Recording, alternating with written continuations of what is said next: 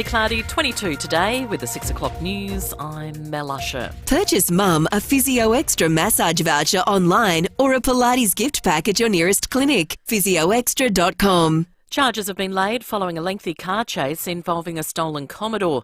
The owner spotted their Holden in the Largs Bay area yesterday afternoon. It was then seen several times, including at Gepps Cross. It headed back to North Adelaide, where it hit 2 people and a police car. SAPOL terminated the pursuit as the Commodore drove through the parklands past people playing sport. 2 more cars were hit before the car was abandoned and the occupants did a runner. The driver, a 29-year-old man from Parkside, and a 26-year-old man from Parra Hills West were arrested. The Holden was also allegedly involved in 2 petrol thefts at Largs Bay and Wingfield earlier in the day. It's back to school today. Term 2 starts in SA. The mask rules from Term 1 will remain in place for at least another 4 weeks.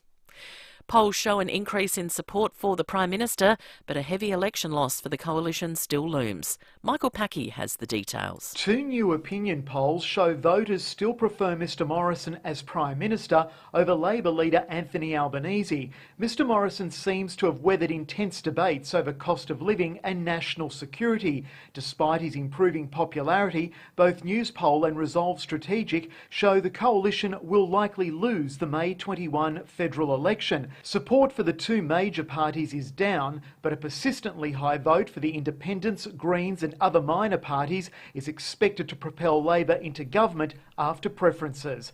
Australia Post is pleading with dog owners to make sure their pets are secure after a rise in attacks on posties. 1,170 incidents have been reported so far this financial year, 400 more than the same time last year. An American delegation has visited war-torn Ukraine as civilians begin being evacuated from a besieged steelworks in Mariupol. Carrie-Anne Greenbank reports. US Speaker of the House Nancy Pelosi has made an unannounced visit to President Zelensky in Kyiv, promising continued US support for Ukraine until the fighting ends. This comes as the first civilians are evacuated from the Azovstal steelworks in Mariupol. That's come around after an intense discussions between the UN, Russia and Ukraine. President Zelensky says the first 100 or so civilians have now been evacuated, of an estimated 1,000 trapped inside. Meantime, President Zelensky has thanked Australia for its help so far. He's told 60 Minutes he's thankful for the assistance, but they need more. With such respect, friends, maybe my English is not good. I'm sorry, dear Australian people, I'm very sorry. But I think you understand my feelings too. That is the main thing. You have to know that Ukraine will always remember. It will be written in our historical books about your help. Now to 5AA Sport. Gliderall Garage Doors, adding strength, safety and style to South Australian homes for over 40 years. Gliderall.com.au. And it's good morning to Tom Wren. And a very good morning to you as well, Mel. Let's start with footy. Adelaide and Port Adelaide's players will recover today following their respective matches on the weekend. The Power upset the Saints by a point in Cairns, while the Crows were humbled by 59 points against GWS at home. Collingwood is back in the top 8 after beating Gold Coast by 25 points at the MCG yesterday. The Magpies registered 100 points or more for the 4th time this season. Key forward Brody Myercheck booted 4 goals and he told Fox Footy he enjoys being the main target in attack. We're losing a few tools and I know with my leadership there I can help the young boys out and I want to be the number 1 and I want to kick goals, so I'm enjoying my footy at the moment and things are going well. 2 other games to wrap up round 7 with the Bulldogs 32-point winners against Essendon, while Brisbane was too good for Sydney with a 24-point win at the SCG. The Sydney Kings are through to the NBL Grand Final after beating the Illawarra Hawks 99-87 in Sydney. Melbourne United and Tasmania will play again today to determine the second team to progress to the Grand Final. Meantime, the NBA playoffs continue this morning with Memphis off to a fast start against the Golden State Warriors, currently leading 39-27 in the second quarter. Earlier, defending champions Milwaukee took a 1-0 lead in its series against Boston after a 101-89 win. And Ange Postecoglou's Celtic has moved a step closer to claiming the Scottish title after a 1-1 draw in the Old Firm derby against Rangers. The result means they're still 6 points clear at the top of the table. And in the English Premier League, wins to Arsenal, Everton and Tottenham. And that's the 5AA Sport. Now the 5AA forecast, partly cloudy 22 today, a loud shower or two tomorrow 23, and Wednesday showers and 16. Right now it's 13 degrees. More news as it happens on 5AA. David Penberhty and Will Goodings. 5AA Breakfast.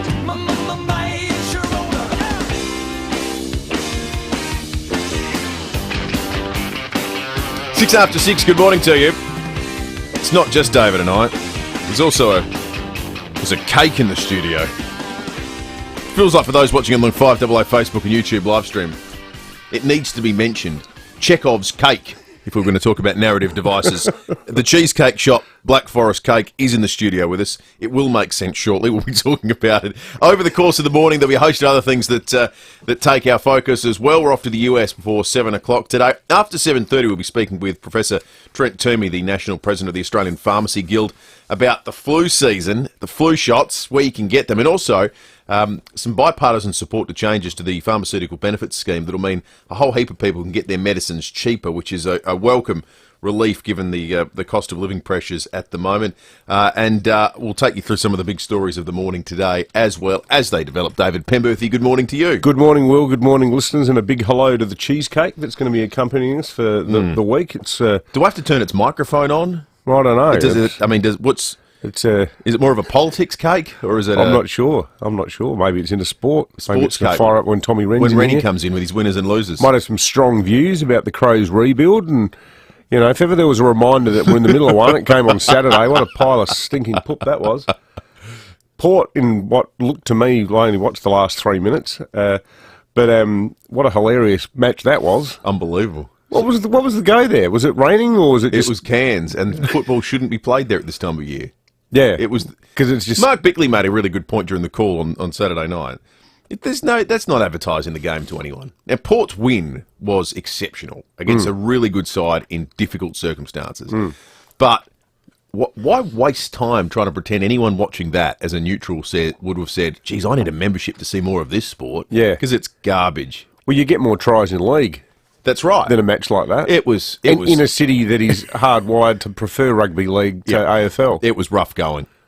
This is the thing with the AFL when it gets the idea in its head that it's an expansionist power. Like the people of Tasmania, who have been do you know what the biggest slavishly loving AFL since they were born. The biggest success story in expansion franchises in Australian sport in recent years is the Jack Jumpers in the NBL this year, who have taken Tasmania by storm. The local side that just started this year, because they've got their own team, made the playoffs. The state has gone mad for them because they've finally got a team.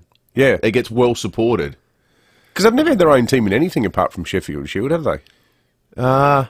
There's never been a soccer team. No, there hasn't been a soccer team.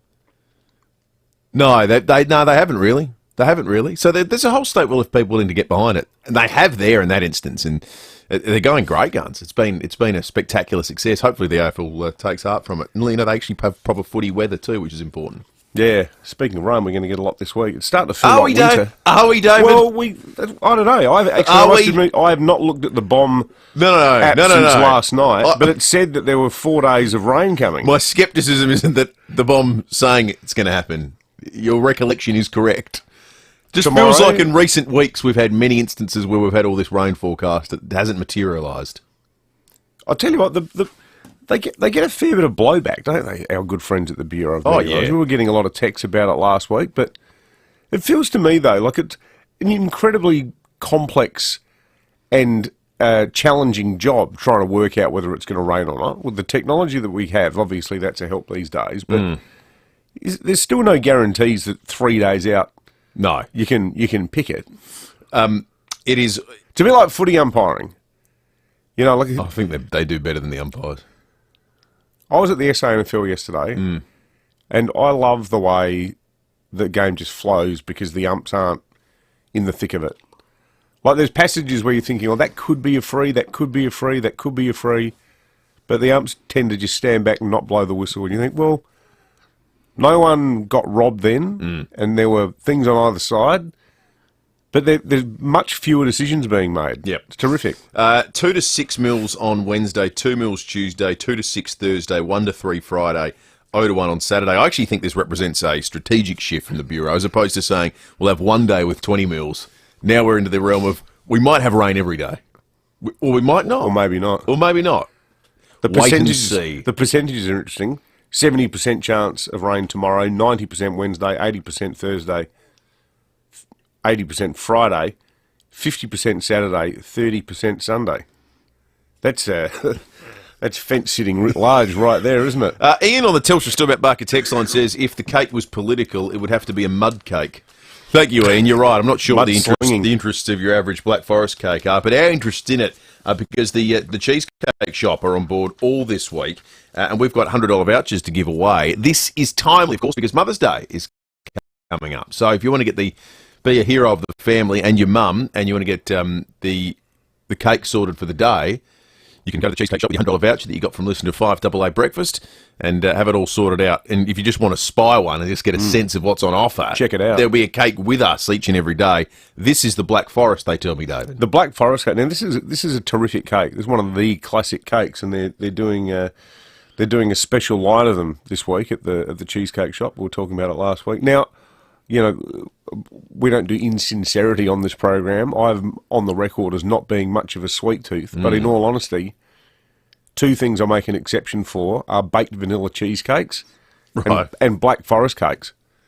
I reckon the cherry chocolate combination is superb. Well, you can have a look at it on the live stream this morning. It might not all be there after the program. It's already not all there, which I think is suspicious. It came in half cut, which is not the first thing to have done that.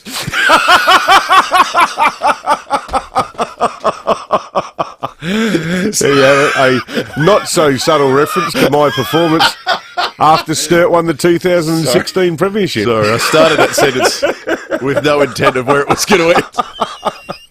Oh, that is excellent. But anyway, I think I pulled it off though. Look at the cake. You did. It was exceptional. If we didn't win at Accra for that, we'd never win one. You remember my first words to you when I made it in that morning after 1.5 hours sleep? Don't know how I managed to even wake up on the couch while still wearing the same clothes I wear to the football. Was, mate, the moment I start thinking that I'm funny, turn my microphone off. Yeah, I was fine for the first 90 minutes. You're good. You From went a bit green after 7:30 onwards, ooh, yeah, bad things started. Life became hard. If you want to be part of the conversation this morning, 8223 is the number. You can text us on the Telstra Stillbat Barker text line 0480 1395. New headlines coming up next. Hello, Ian Hinchke from National Seniors Australia. We need 400,000 extra workers. Health, hospitality, agriculture, aged care, everywhere. And we've got pensioners who want to help, want to work and work more. But we've got a confusing system that gives you a bonus for one day's work and penalises you more than 50 cents in the dollar for the next. Make it simple, make it fair. Get rid of the pensioner work tax now. Let pensioners work. Sign our petition at nationalseniors.com.au. So, why go with NRG Solar? The solar system installed by NRG Solar has made us change our habits in relation to the use of electricity. We followed the advice to use most of the electricity, like the aircon, during the day, and so I think that's a way of forcing the prices down as well. We have solar monitoring, and I consult it most every day, and it's been very useful to see the trends. Visit nrgsolar.com.au. You deserve to enjoy doing what you're passionate about. Gardening, for example, or walking to keep fit. So if your body is stopping you from enjoying the life you want, come and see us at SportsMed. Our Stepney Healthcare Hub includes our own hospital, orthopaedic surgeons, doctors, physios and podiatrists, so we can see to your care from diagnosis to rehabilitation, all in one place. Easy. Get back to doing what you love. sportsmed.com.au. Are you a qualified mechanic ready for a new opportunity? Cleanaway has roles available right now for mechanics as well as truck drivers. Join Australia's largest waste management company and help make a sustainable future possible together. Cleanaway provides essential waste and recycling services to the South Australian community. If you have a mechanic qualification or HR truck licence, apply today. Search Cleanaway Careers or visit cleanaway.com.au/careers. The Nissan Navara is built tough for the week and the weekend. It's got an impressive 3.5-tonne brake towing capacity and advanced off-road capability. Visit your Nissan dealer today. T's and C's apply. We don't just say we're local. We are local. 9 News is made in Adelaide for Adelaide. David Penberhty and Will Goodings. 5AA Breakfast.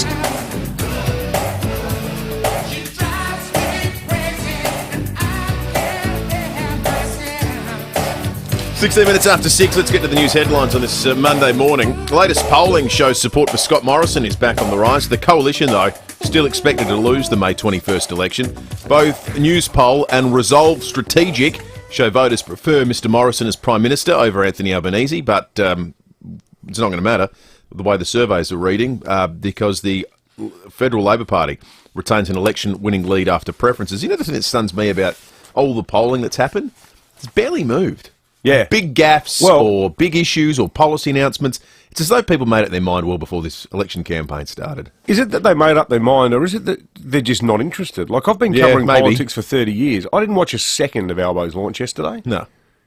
And you didn't either. No. We're going to be across it enough to cover it today on the show. Yep.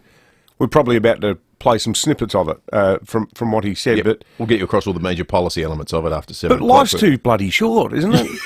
Yep. Like, I had a hot date with my son and one of my mates, who's a Nord supporter, at the Moleskin Derby yesterday. Sturt Nord at Unley, and there was no way I was going to adjust a single millisecond of my schedule to watch Albo. All I know was that he was in Perth. I've seen photos of him being hugged by Kevin Rudd. Actually, in passing, do Labor think that Rudd's a vote winner? Or is he just hanging around like a spare you-know-what at a wedding? I suppose technically they have to invite the guy. Like, they invite all their past leaders to everything. Do you know what I think it is? Could you imagine being what would happen if you made the call saying, hey, Kevin, look, I know, you know how politics can be, mate, but we just probably think it's better if you sit this one out? Yeah. It would be World War III. The bloke could be co-hosting Sunrise by Monday morning. That's right. But I don't know. Do they think he's... Do Australians think back to the Ruddier and go, oh, that's right, he was excellent? I mean, there's a bloke who was, euthanized by caucus on the basis of his personality in record time. He's like the reverse of, to know him is to love him. Like, everyone who knew him inside caucus, overwhelmingly, went, we got to get rid of this bloke. But now he's bizarre, he's back. Isn't it? He's back. There's been a slowing in the number of children getting their COVID vaccines. SA Health believe that more than 40% of eligible youngsters are still unvaccinated. The government is set to take action, launching 40 school vaccination hubs. Official figures show that more than 60,000 kids between 5 and 11 are still unvaxxed. This is not a mystery box, is it? Isn't this purely because a lot of them would have had it? I think that's part of it, yeah. Yeah, a huge proportion of them would have had it, and parents go, well, there's no point rushing to get a vaccine straight away. Some parents are more reticent to do it to their kids than they would be to themselves. Yeah. That's true. There is a natural higher degree of caution in regards to what you do to your kids versus what you do to yourself. It's not one that I share. It's not one that most parents share, but it's one that a significant number of parents share. Do you think there's a bit of a situation too where people are now really exposed to it, insofar as everyone who's got school-age kids, if they haven't had it, at least knows people in the class that have had it, and they go, they all seem to be fine. So exactly. That is the biggest obstacle, I think, against people getting it done is everybody knows several people have had COVID who say, oh, well, I didn't even know I really had it at first. Jetstar's resuming direct flights from Adelaide to Bali today, which brings back some really difficult memories of the worst flight I've ever had in my life. But was that Jetstar one? It was no reflection on Jetstar. It was a reflection on the food poisoning I get. The company has said the airline operated up to 85 return flights a week nationwide to Bali pre-COVID. Direct flights to Bali are also resuming from Brisbane, Cairns, Darwin, while Sydney, Melbourne and Perth recommenced their flights a few weeks ago. There was a really good article in the Oz on the weekend about Bali. No, it was in the Courier Mail about how apparently if you go to Bali now, it feels like Bali did in 1974. Oh, really? Yeah. Detouristed, has it? Well, you go to Kuta, which is normally, cheek by jowl with, Dazza and Shazza in their bintang shirts. There's thousands of people everywhere and all really loud Aussie accents and just swarming with people. But now it's apparently like you get there and you feel like you got the whole joint to yourself. That'd be magic. Get in while it lasts. I reckon it'll last about 3 more weeks. Don't you reckon? Yeah. Like the first direct flights, people, and I've only been there once, and it was years ago. It was in 1995. Absolutely beautiful place. But I think it feels like it has been overdone a bit through just the weight of numbers. Yeah. Like a lot of places, like Phuket. Crikey, Phuket. Phuket's rough. All points bulletin this morning for anyone with a dog, because we want to help our good friends at Australia Post.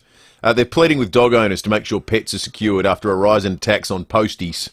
1,170 incidents have been reported so far this financial year. That is a huge number. 1,170. Do we have any posties listening? Yeah. How often would you get attacked by a dog or have to deal with an angry dog? Let us know. 8223 0000. I would love to hear from a postie this morning. Text us on the Telstra Stormont Barker text line as well. Are those figures nationwide? 1,000? I think so, yes. Yeah, but that is a lot. Yeah, 1,170. So that's the first, 5 months of this year? Well, no, financial year, so it's almost a year, full calendar year now. I'm glad you mentioned dogs. I read a story over the weekend that just made me shake my head. You can now take your dog to Bunnings. Yes. Now, I'm reticent to be too narky about that, but I do struggle a bit with it. Like, I see the dog in the trolley at Bunnings and just think, yeah, surely you can get by over 20 minutes buying a couple of shifting spanners without bringing your lovable pooch along. It's like the humanising of the animal. I want to stay out of this because I'm not a pet owner. I feel like I'm on really shaky ground. But well, I am a pet owner. Yeah, well, but I don't feel like I need to take Paddy and Zorro with me to Bunnings. Yep. Like, we get on really well, but we can have a little bit of time apart while I, pick up all my gardening needs. But the airlines are now having a conversation about this. Oh, yeah. In all seriousness, Virgin confirmed last week that they're reviewing their rules surrounding flights with a view to letting people take their pets, not in the cargo hold, but just sitting on their laps or sitting next to them on board. They do this in the US. But isn't that just for comfort animals? This is just for pets. This is like, I've got a dog, I want the dog to come with me. Right. The dog's going to be in seat 6C. Now, what if you're in 6B? Yeah, and you got an allergy. Well, no, not even allergy. Maybe you just don't want to sit next to something that's got a propensity for pooping itself whenever and wherever it wants to. It's one of the defining qualities of human beings. They tend not to do that. I sat next to someone on a flight in the US that had a dog on their lap, and it scared the hell out of me because I'd never seen it in my life. I didn't even know it was a rule. And I was sitting there, and you don't look at the person next to you on a flight, but you're aware of them. And I'm thinking, the way that woman's stroking her leg with the rug that's on it is weird. And I was thinking... Oh, you didn't realise it was a dog? I didn't know it was a dog. And then I looked over and its face was looking up at me, scared the hell out of me. They would have thought there was a mid-air disaster about that. The thing is, Virgin said, we put up a Facebook poll on this, and of the 700 people who responded, 600 are in favour of it. And it's like, of course, that's because it's the sort of thing that attracts people who are completely obsessed with their animals. Yeah. So 600 of 700 people is, I don't think, a proper gauge of public opinion. Maybe I'm wrong, folks. Okay, Tell me if I'm wrong. Do you want dogs on planes? 8223 0000. Sam Daddo, our assistant producer, was a delivery driver. You've been attacked by dogs? In a different life. I was a delivery boy. 2 quick stories. There was once I was going into a gated area, shut the gate behind me, 2 massive boxes on my arms, couldn't do anything, and all of a sudden a Great Dane rocks around the corner and I lose it. However, the Great Dane comes up and just licks my hand. Massive Great Dane. The other one was a Chihuahua. The Chihuahua comes up and bites me on the back of the Achilles, and you'd think I was happy about that one. So they're my 2 stories. The Great Dane was all right. Great Dane just was this massive thing, came around the corner and just licked my hand. Yeah. And the little Chihuahua, small man syndrome. Look out for. Yeah, exactly. You, small man syndrome. If you are a delivery person or a post and you've been attacked by a dog, we do want to hear from you this morning. 8223 0000. My parents met and lived together for a while in Launceston. So he's about Adelaide's Launceston correspondent and texted in, Dad will be on after 9 o'clock today, Launceston Casino City in the national basketball competition. So Hobart had a team in the in the NBL. Launceston Casino. Sounds like a bit of fun. Speaking of sport, Tom Wren is in the 5AA Breakfast studio with us. Gliderol Garage Doors, rating strength, safety and style to South Australian homes for over 40 years. Gliderol.com.au. Morning, Rennie. Morning, boys. If it's a casino, fair chance I've been there, to be honest, Will. So, and donated generously. Winners and losers. Speaking of trying to win or lose something, where do you want to start? Start with the Crows, losers. Definitely. Why do they lose so badly, Tom? They just match up poorly against GWS. Luke Brown, I think, is one of the best small defenders in the comp, but Toby Green, every time he plays him, seems to have his number, and so it proved again on the weekend. That's where it started for. He's a star. He could have got 6 in the first quarter, Yeah, I think. and that was a freak. Josh Kelly was brilliant. I mean, the worst loss last year for the Crows was GWS at home. Hopefully, that's their worst loss this season. I reckon that's as bad a loss as I've ever seen it. The Crows have at home. And my reference point is in 1995. I think we lost by about 6 goals to Fitzroy in a game. The only time my father's ever said, we're leaving, and discussed. Really? They lost once by 90 points at home to Hawthorn. That was like 92, I think. Yeah. Something like that. Was and really I remember early days. My dad said, we're sticking it out. Lucy Lakin's dad might have been part of that. Could have been. Could have been. That was 95, Lise? Yeah, I remember that. And Josh Kelly looked like the bloke in amateur football who dropped down to the C's just to get a bit of fitness, but he usually plays in the A's. He looked like a class. Yeah, he was brilliant. And look, it was probably a reality check for the Crows. They've been great the last 2 weeks. We'd been pumping them up. Everyone I saw Nick Riewoldt on the television on Saturday saying the Crows are definitely in the mix for the 8. That was before the game. And maybe a few of the players. Yeah. Right. He didn't say which year. Maybe the players believed a bit of that hype leading in. I tell you what, though, as bad as things might have been for Adelaide on the weekend, the biggest loser was West Coast. Appalling. Something's not right there. Something is they're not good off. at football. Yeah, but I think there has to be change fairly soon. And Essendon as well. Their coach is doomed, isn't he? Well, when's Don Pike going to coach him? That'll be the obvious next thing, right? That's a lot of people are already calling for it. It's a big thing. It's a real thing over there. There is a lot of unrest. I've never seen a West Coast side so uncompetitive ever. The other loser, Boris Becker. He's in the clink. Yeah, he's had a bit of trouble paying his tax, hasn't he? Yes, and that's very sad. So he was a winner on the court, but in the legal court, he is a big loser at the moment. So he's been a bit of a loser all around. Remember that? He didn't get caught having sex in a cupboard. He did. Did he? Yeah. Yeah, right. Well, he's battling. Well, it was a broom cupboard. Before you put him on the loser list. Who with? No, because the London Sun's headline, he was in a broom cupboard, and their headline was Broom Becker. That's outstanding. Winners, Port Adelaide, brilliant. Yeah. What a win. Gutsy. You've got to say that the players are playing for the coach. Robbie Gray, I mean, what more can you say? He's probably my favourite, one of my favourite players of all time. He's just a star. Well, he's one of those guys, a bit like Greenback for the Giants. Like, you put Robbie Gray in Port, they're a different team. It just changes them. And a low-scoring scrap, it just gives their season a little bit of life again. Adelaide United, 4 on the bounce. Great win on the weekend. They are playing... Talk about fighting out of your weight division in terms of money, resources.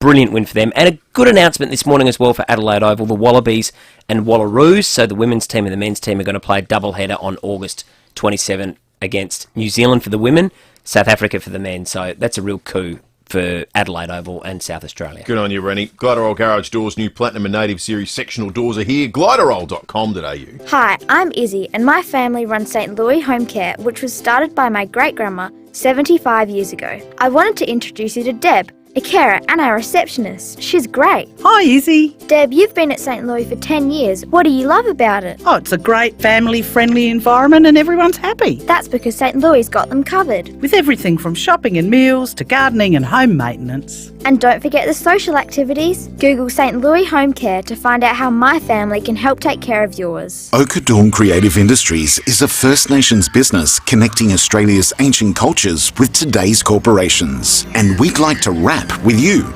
not with words, but with actions. Reconciliation Action Plans, or RAPs, will help you transform your workplace practices and make a positive impact on our community. For a RAP that does more than just tick a box, but invigorates your company's culture, talk to us. Okadawn Creative Industries, bringing your story to life. Good morning, Graham. Hey, Gray. Graham, great to see you. Okay. That was Graham before he went to Ultramatic for a CPAP machine. It's so small, he doesn't even know he's wearing it. So he gets a great night's sleep and wakes up like, oh, group hug everyone, come on! Ultramatic CPAP machines. Truly life-changing. Ultramatic.com.au 5AA Breakfast is streaming live right now. To watch, simply head online to 5AA Facebook or search 5AA on YouTube. This is Adelaide's 5AA. Cloudy 22 today with the 6:30 news. I'm Mel Usher. Purchase Mum a FIVEaa Extra massage voucher online or a Pilates gift package on nearest clinic. PhysioExtra.com. Investigations are continuing into a car chase involving a Holden Commodore in which 2 people were hit and several cars damaged. It unfolded yesterday afternoon. The car going from Largs Bay to Jepps Cross to North Adelaide. It even took a detour through the parklands. 2 men aged 26 and 29 were arrested after the car was abandoned. The car, originally stolen from Royal Park, has also been linked to 2 petrol drive-offs. The Coalition is promising around 50,000 more seniors will benefit from cheaper medication and healthcare if it's re-elected. The Morrison government is pledging to increase the income test threshold of the Commonwealth Seniors Health Card. Social Services Minister Anne Ruston says the changes would come into effect on the 1st of July. For singles, it'll go from $57,761 to $90,000 per year. And for a couple, it'll go from $92,416 per year to $144,000 per year. 2 new polls paint an interesting picture as the federal election hits the halfway mark. Both have Labor remaining on track to win, but it may still be a minority government. The Resolve Strategic Survey reveals support for Labor and the Coalition remains stuck in the mid-30s, which is not enough for either to form a government in their own right. Qantas is poised to announce the world's longest non-stop flights from Australia to Europe and the United States. Gabrielle Boyle has more. Qantas CEO Alan Joyce is expected to announce a major change to the way Australians are able to fly long haul. Direct flights from Sydney and Melbourne to London, Paris and New York, a whopping 18 to 20 hours from takeoff to touchdown. The flights would begin mid-2025, and while unconfirmed, it's expected the airline will also unveil plans to order a dozen new A350-1000 jets. One such aircraft is expected to touch down in Sydney later this morning. The US House Speaker has led a congressional delegation to Ukraine's capital. Nancy Pelosi met with President Volodymyr Zelensky in Kiev and reaffirmed her country's support for Ukraine. Speaking afterwards in Poland, Ms Pelosi says the talks went well. Not only his courage and his leadership, but his detailed knowledge of every subject we brought up, of how the best way was to get food. Really, his knowledge detail was dazzling as it came to weapons, and we made great progress because of that. And the cuts at Netflix are hitting everyone. The latest project to get the axe is the Duchess of Sussex's animated series about a 12-year-old girl on a journey of self-discovery. That's despite Meghan and Prince Harry having a deal with the streaming service. Now turning to 5AA Sport. Gliderroll Garage Doors' new Platinum and Native Series sectional doors are here. Gliderroll.com.au. Here's Tom Wren. Thank you, Mel. Port Adelaide will be closely monitoring the fitness of forward Mitch Georgiades after he was subbed out of Saturday night's clash against St Kilda with a calf issue.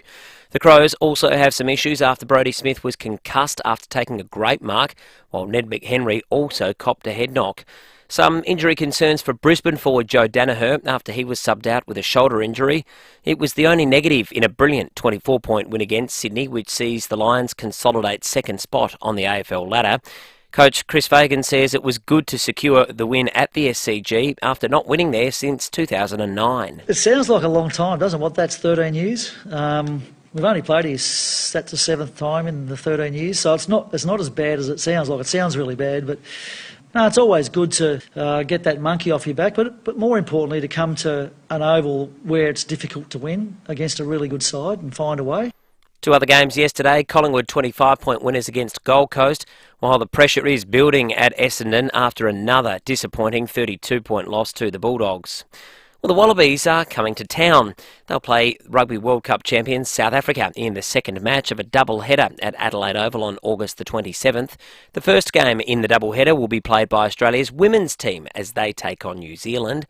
And in some soccer to finish, Arsenal has maintained 4th spot in the EPL after a 2-1 win against West Ham. Everton stunned Chelsea 1-0, while Tottenham took care of Leicester 3-1. And that's the 5AA Sport. Now the 5AA forecast, partly cloudy, 22 today, a late shower or two tomorrow, 23, and then dropping to just 16 with showers on Wednesday. Right now it's 13 degrees. More news as it happens on 5AA. Who can fix the shower? Service today. Who can fix the power? Service today. Yes, we can, is what we say at Service Today. From emergency plumbing to electrical and heating and cooling, no matter what size job you need, at Service Today the answer will always be yes we can. It's Service Today guaranteed or it's free. Can you fix the shower? Yes, we can. Can you fix the power? Yes, we can. Yes, we can, is what we say at Service Today. Look out for our bright yellow trucks. Internode geeks love combinations, and here's one of our favourites. You take a whole 40 gigabytes of data, add unlimited talk and text to standard Australian numbers, a no lock-in contract, a low price, and the result? Ta-da! Our magnificent new 40 gigabyte mobile SIM plan. It's just $15 a month for the first 6 months, then $29.99 a month. To find out more, visit internode.net. 6-month offer for new mobile customers only. Excess data $10 per 2 gigabytes for use in Australia. You've heard of craft beers, sour beers, hoppy beers, malty beers, wild yeast beers, Rolling Stone beers, Indian pale beers, and homebrew beers. But do you ever want just beer? Every Friday at 7:22, Just Beer is just $5. And for just $5, it's always just as cold, just as frothy, and just as tasty. Just like always. Just a pub the way it's meant to be, with classic favourites on tap for just $5 every Friday. Visit 722 Bar and Bistro, Port Road, Beverly. David Penberhty and Will Goodings. 5AA Breakfast. 23 minutes to 7, police and weather coming up. We're off to the US before 7 o'clock as well. Getting lots of texts through this morning following our little news item we had to start the program this morning, where Australia Post is saying to dog owners, can you please corral your animal, because there have been 1,170 incidents that have been reported in this financial year involving posties. So we wanted to hear from some posties. Well, not only do we hear from one, we got sent pictures. Sue in Christie's Beach. Sue, you were mauled. Go easy on the pictures, thanks, folks. Yeah, no, more of that, please. Sue That's says, I was a pretty postie for 15 years. This was my one and only encounter with a dog, and it was partly my fault. Bloody hurt, though, I bet so. Sue's leg got torn apart, it looks like. There's about 5 big puncture marks there, Sue, you poor thing. Well, let's belatedly, for your services to post, give you a 5AA breakfast coffee mug. That is the least we can do. Yeah. A bit of merch can come your way. Good on you, Sue. See, it wouldn't just be the posties. I reckon there'd be meter readers as well. Yep. People who work for the power company. How often, if you're in one of those jobs where you have to go up to people's houses, are you getting attacked by an animal? Is it every day? Is it once a week? Once a month? 8223 let us know. We also started chatting about pets on planes with the proposal for, you could buy a seat for your dog here in Australia. Doesn't look like a groundswell of support on the text line. Carol just says a flat, definite no to pets on planes. And another one here, David and Will, be nothing worse than a dog on board a plane suffering from a constant wind problem. You've got nowhere to run. What is wrong with these airline people? And one here from Glenn in Glenanga about the Launceston Casino. I went to the Launceston Casino a few times when the Crows used to play down there. I always loved that you could see your mates at all times because it was basically like one big room. Well, they did enough trade to sponsor the basketball team, it sounds like. Jared says people can't behave on an aircraft, let alone their pets. Absolutely not. Good on you, Jared. Thank you. I've got to say, I've probably seen a few people on planes who arguably the pets would be better behaved. That's true. Maybe there can be a sort of a behaviour assessment done beforehand. Right. David and McGill's got some thoughts on this. Morning, David. Morning, boys. How you doing? Good, mate. Good, thanks, mate. Good. Just a very quick story.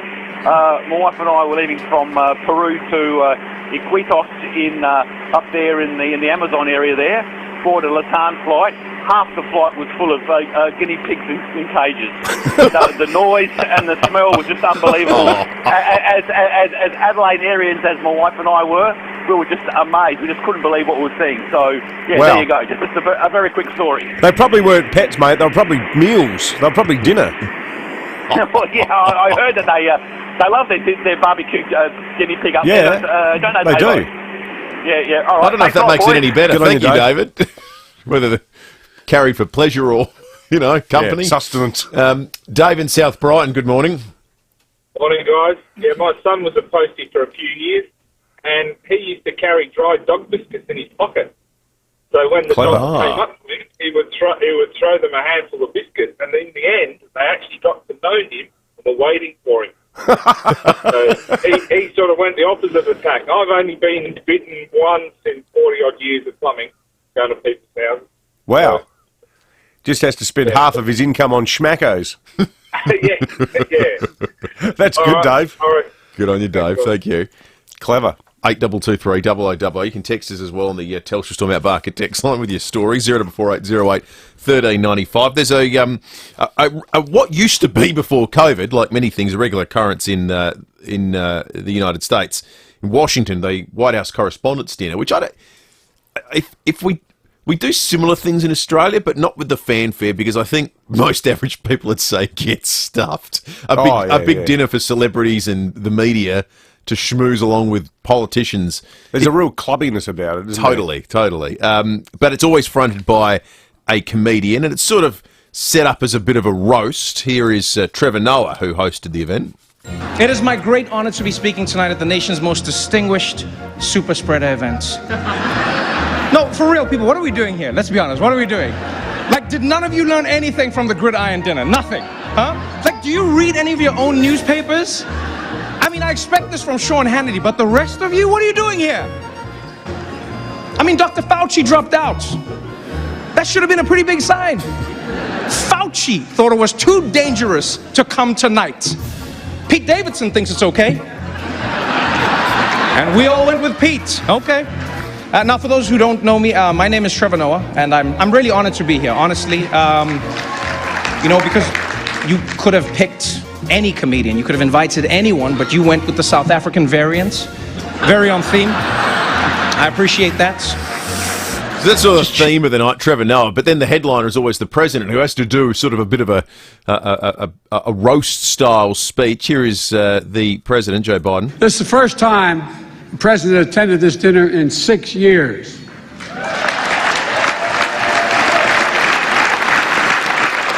It's understandable. We had a horrible plague, followed by 2 years of COVID.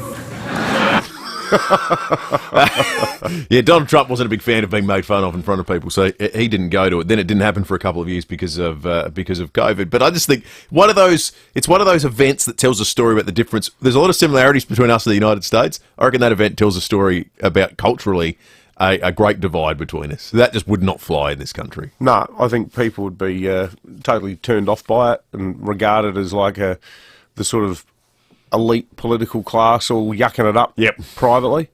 I think that's why people struggle. And I must admit, even though I think the content is often fine, and I mean, Phil Curry goes on it quite a bit, but I struggle with the whole concept of the program, The Insiders. I hate the title because it sort of has this sort of we know something you don't know quality about it, like a certain smugness about it. Yeah. You know, where it's like we're going to deign to take you into our private world. The problem with federal politics in Australia, and it has an air of that, I think it's almost entirely geographic. This idea that we've created a whole little village where the federal government lives, and then the media that covers them all live there as well. Oh, it's the most incestuous joint ever. So, by virtue of by design, we created that. Yeah, for sure. And like, I mean, it's not so much that they live in Canberra. They live in Kingston and Manuka. Like, there's basically like 2-3 suburbs where the entire press gallery and all of the staffers, when they're in town, and all of the pollies, you know, with their service departments and so on, like everyone sort of goes to the same 3 pubs and restaurants. Like, it's crazy. It's just this... No, thanks. Weird. It's like Brasilia. It's like this crazy dystopia. I like this. The dog owners fighting back. Jackson on the Telstra Storm Out Barker text line says dogs would be far more pleasant than crying, screaming babies who also poop whenever they want. Rather sit next to a dog than a baby. Maybe you could tick a box on your ticket when you fly domestically from now on. Well, what would you prefer? Yeah, well, that's true. You could have the plane divided into segments. Yeah. You know, one for humans. I had to fly baby. One's for humans with babies. Yeah, that's right. One for humans with dogs. Yeah, so there was no economy class available. I had to fly dog. The other thing about the Virgin survey is why are they just talking about dogs? Like, what wouldn't cat owners say? I think cats would have to be included, wouldn't they? Yeah, you could argue cats are probably less of a hassle too. Yeah, I would have thought. What if you got a pet terrapin that you like to take everywhere, or a goat? I think what you say yes to dogs. It's the thin end of the wedge. I think anything with 4 legs flies from that point on, doesn't it? A sulphur-crested cockatoo. Yeah. A moderately sized horse. Why not?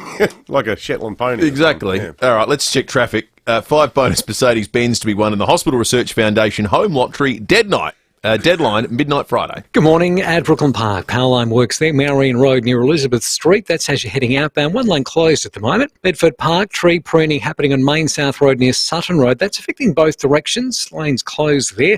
And Enfield, look out for bus stop works this morning. Main North Road near Darlington Street. Pretty slow going at the moment. A few cameras about too. North Street, Henley Beach and Pierce Street, Acklenelg. Xero connects with the things you need for your small business, like your bank, apps and even your accountant. Try Xero free for 30 days. Visit xero.com. Adelaide's most accurate traffic on 5AA. So, why go with NRG Solar? My first contact with NRG Solar was through Michael. He had a look around the house, had a look around the roof. We have particular problems with trees, so he assessed the situation, made some calculations, discussed the options with me. What I liked most about the visit was that Michael was prepared to explain things in simple language to us and look at the options and just basically being professional. Visit nrgsolar.com.au. Hi ladies, Heather from Joyreen Fashions. If you have a wedding, special occasion, or maybe you're venturing on a cruise in the next 6 months, now is a great time to purchase some garments. All full-price special occasion garments are discounted by 20%. While you're purchasing your special occasion bargains, you can also view our new arrivals of warm winter casual wear. We're looking forward to assisting you this season at Joyreen Fashions for Mothers and Daughters, 491 Portrush Road, Glenunga. The most innovative paintbrush has arrived, Monarch Advanced Neo. Designed with ultra-tapered technology which picks up and releases up to 25% more paint. Faster, easier with no brush marks. Available now at all paint specialists, Monarch Advanced Neo. Have you thought about where your face mask was made? Remember, not all face masks are made the same. So when it comes to protecting yourself and your family, think PPE Tech. 100% Australian owned and made. PPE Tech manufactures P2 face masks that comfortably seal to your face and filter more than 98% of particles. Now is the time to protect all Australians and support Aussie-made products. Order online to receive up to 40% off and free delivery at ppetech.com.au. That's ppetech.com.au. For over 38 years, Steinborner Automotive has always been well worth a trip. And right now, Steinborners are the place to go for top dollar on your trade-in. They will do any trade, and this month they're offering a further $1,500 bonus on all trade-ins. So go out to one of Steinborner's 8 locations for Hyundai, Mitsubishi, Ford and SA's best range of used cars. View all their used vehicles at steinborner.com.au. Steinborner Automotive. It's well worth a trip. We don't just say we're local, we are local. 9 News is made in Adelaide for Adelaide. David Penberhty and Will Goodings. 5AA Breakfast.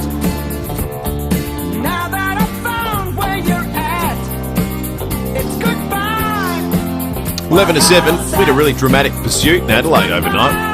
We'll get you across that with Rebecca Stokes from SAPOL in just a moment. But first, let's talk about the weather. Jenny Horvat's on duty at the Weather Bureau. Jenny, good morning to you. Good morning. How are you going this morning, guys? Well. Sounds like it's going to be a wet sort of a week.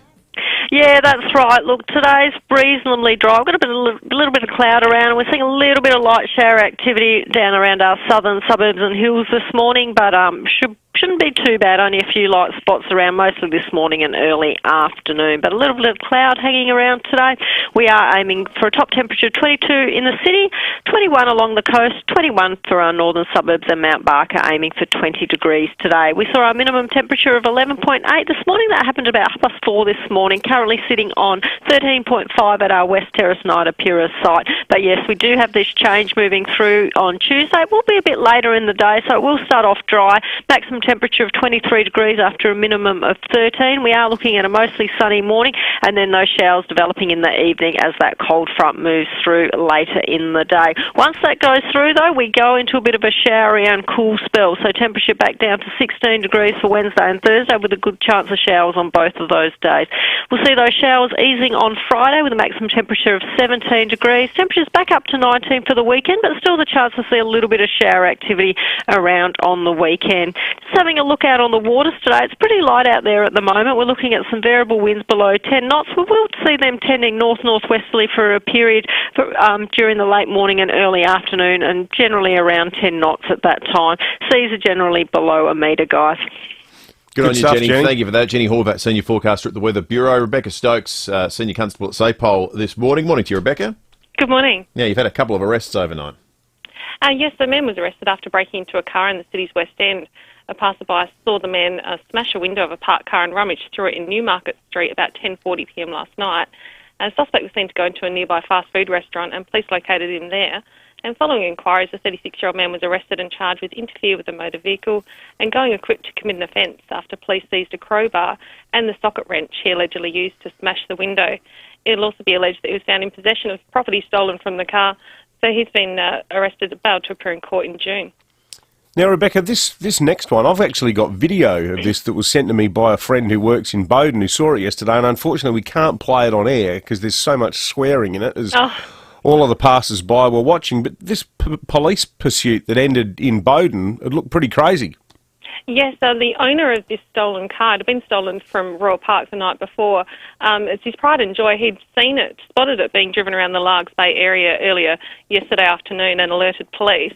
When police tracked the car down on Port Road and then again at Jeps Cross, this was about 3:45 yesterday afternoon, so broad daylight, lots of people out on the roads. The car was driving very erratically. It actually was involved in a few collisions in North Adelaide, including colliding with a police car. Police terminated the pursuit. The stolen car was just, out of control, driving through the parklands. There was people playing on the sports fields.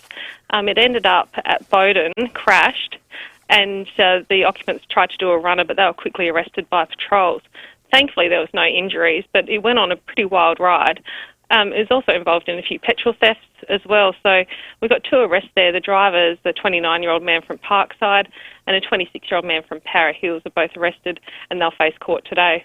Yeah, great police work. In the footage, you could see the police basically grabbing them the moment they came to grief. Excellent work. Thanks very much for that, Rebecca. Senior Constable Rebecca Stokes from SAPOL. Let's head straight to the US. Ashley Mullaney for 7 News is on the line. Ashley, good morning to you.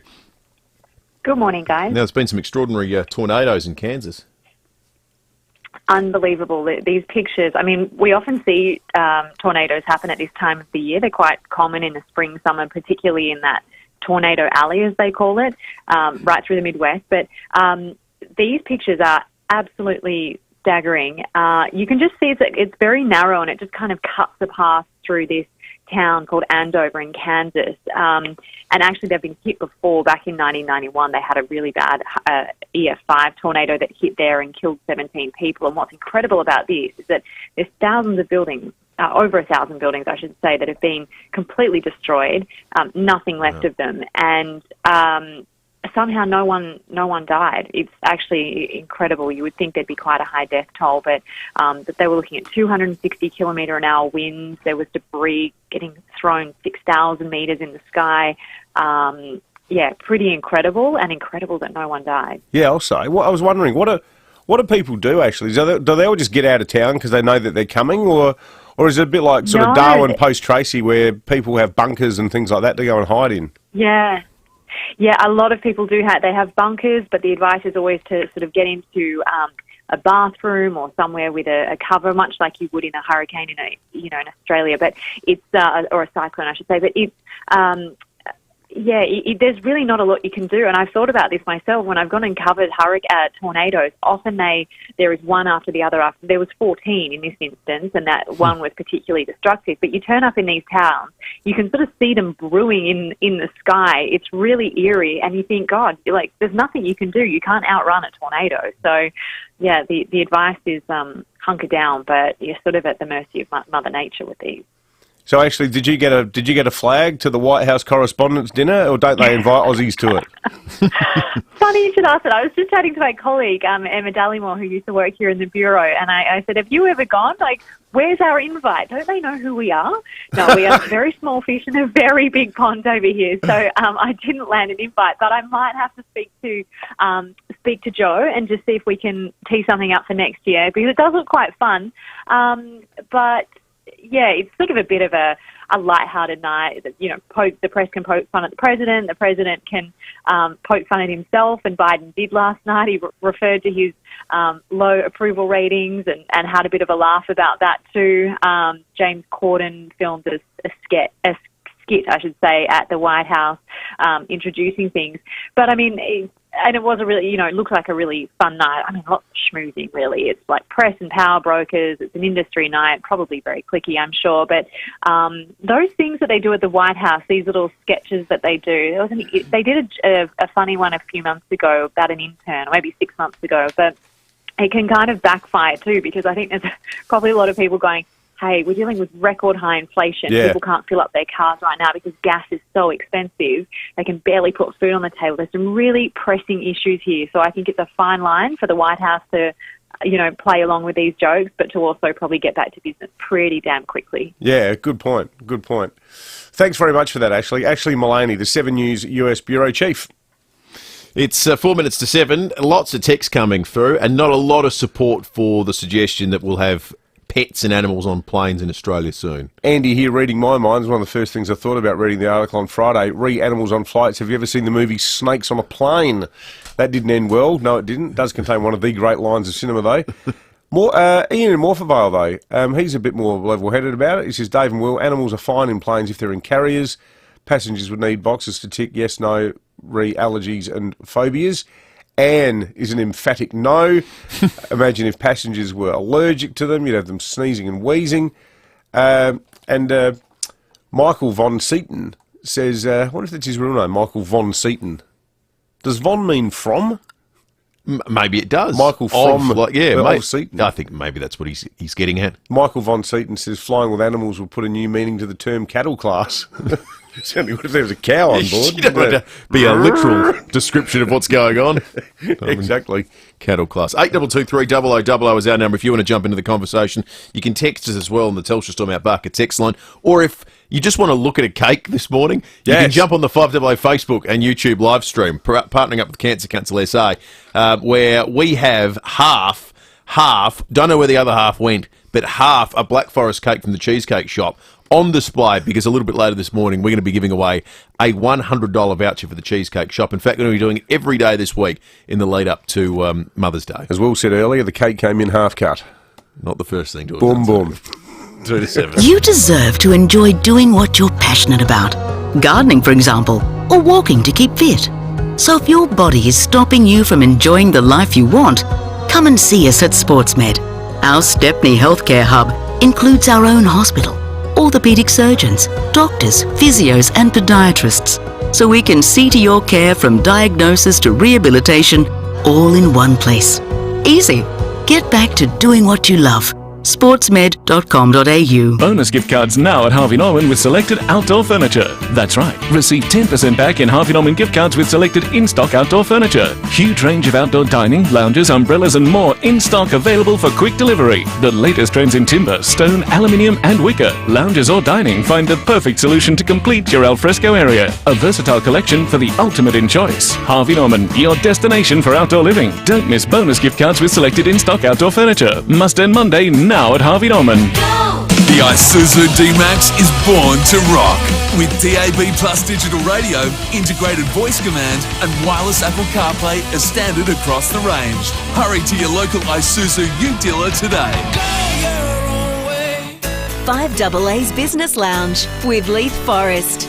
The majority of people know what they want for their end of life, but most don't communicate their wishes. Today I'm joined by Janet Miller, CEO at Centennial Park, the beautiful memorial park in Pasadena. Welcome, Janet. Thank you, Leith. How does pre-planning with Centennial Park help? At Centennial Park, we provide clear information so you understand your choices and have complete control over your decisions. This means that important decisions are not being made by your family at a time of grief and high emotion. So Centennial Park has a range of service spaces both inside and outdoors. What makes a Centennial Park funeral and memorial? Our people, Leith, we believe that each life lived is unique, and our personalised service means that every gathering can be just as individual. Beautiful, light-filled spaces overlooking our beautiful gardens and beautiful food and wine from our on-site caterers, Blanco Horner. Janet, thank you for your time. If you're planning for you or a loved one's wishes after life, you can visit centennialpark.org and arrange a tour of Centennial Park, Pasadena. 5AA Breakfast is streaming live right now. To watch, simply head online to 5AA Facebook or search 5AA on YouTube.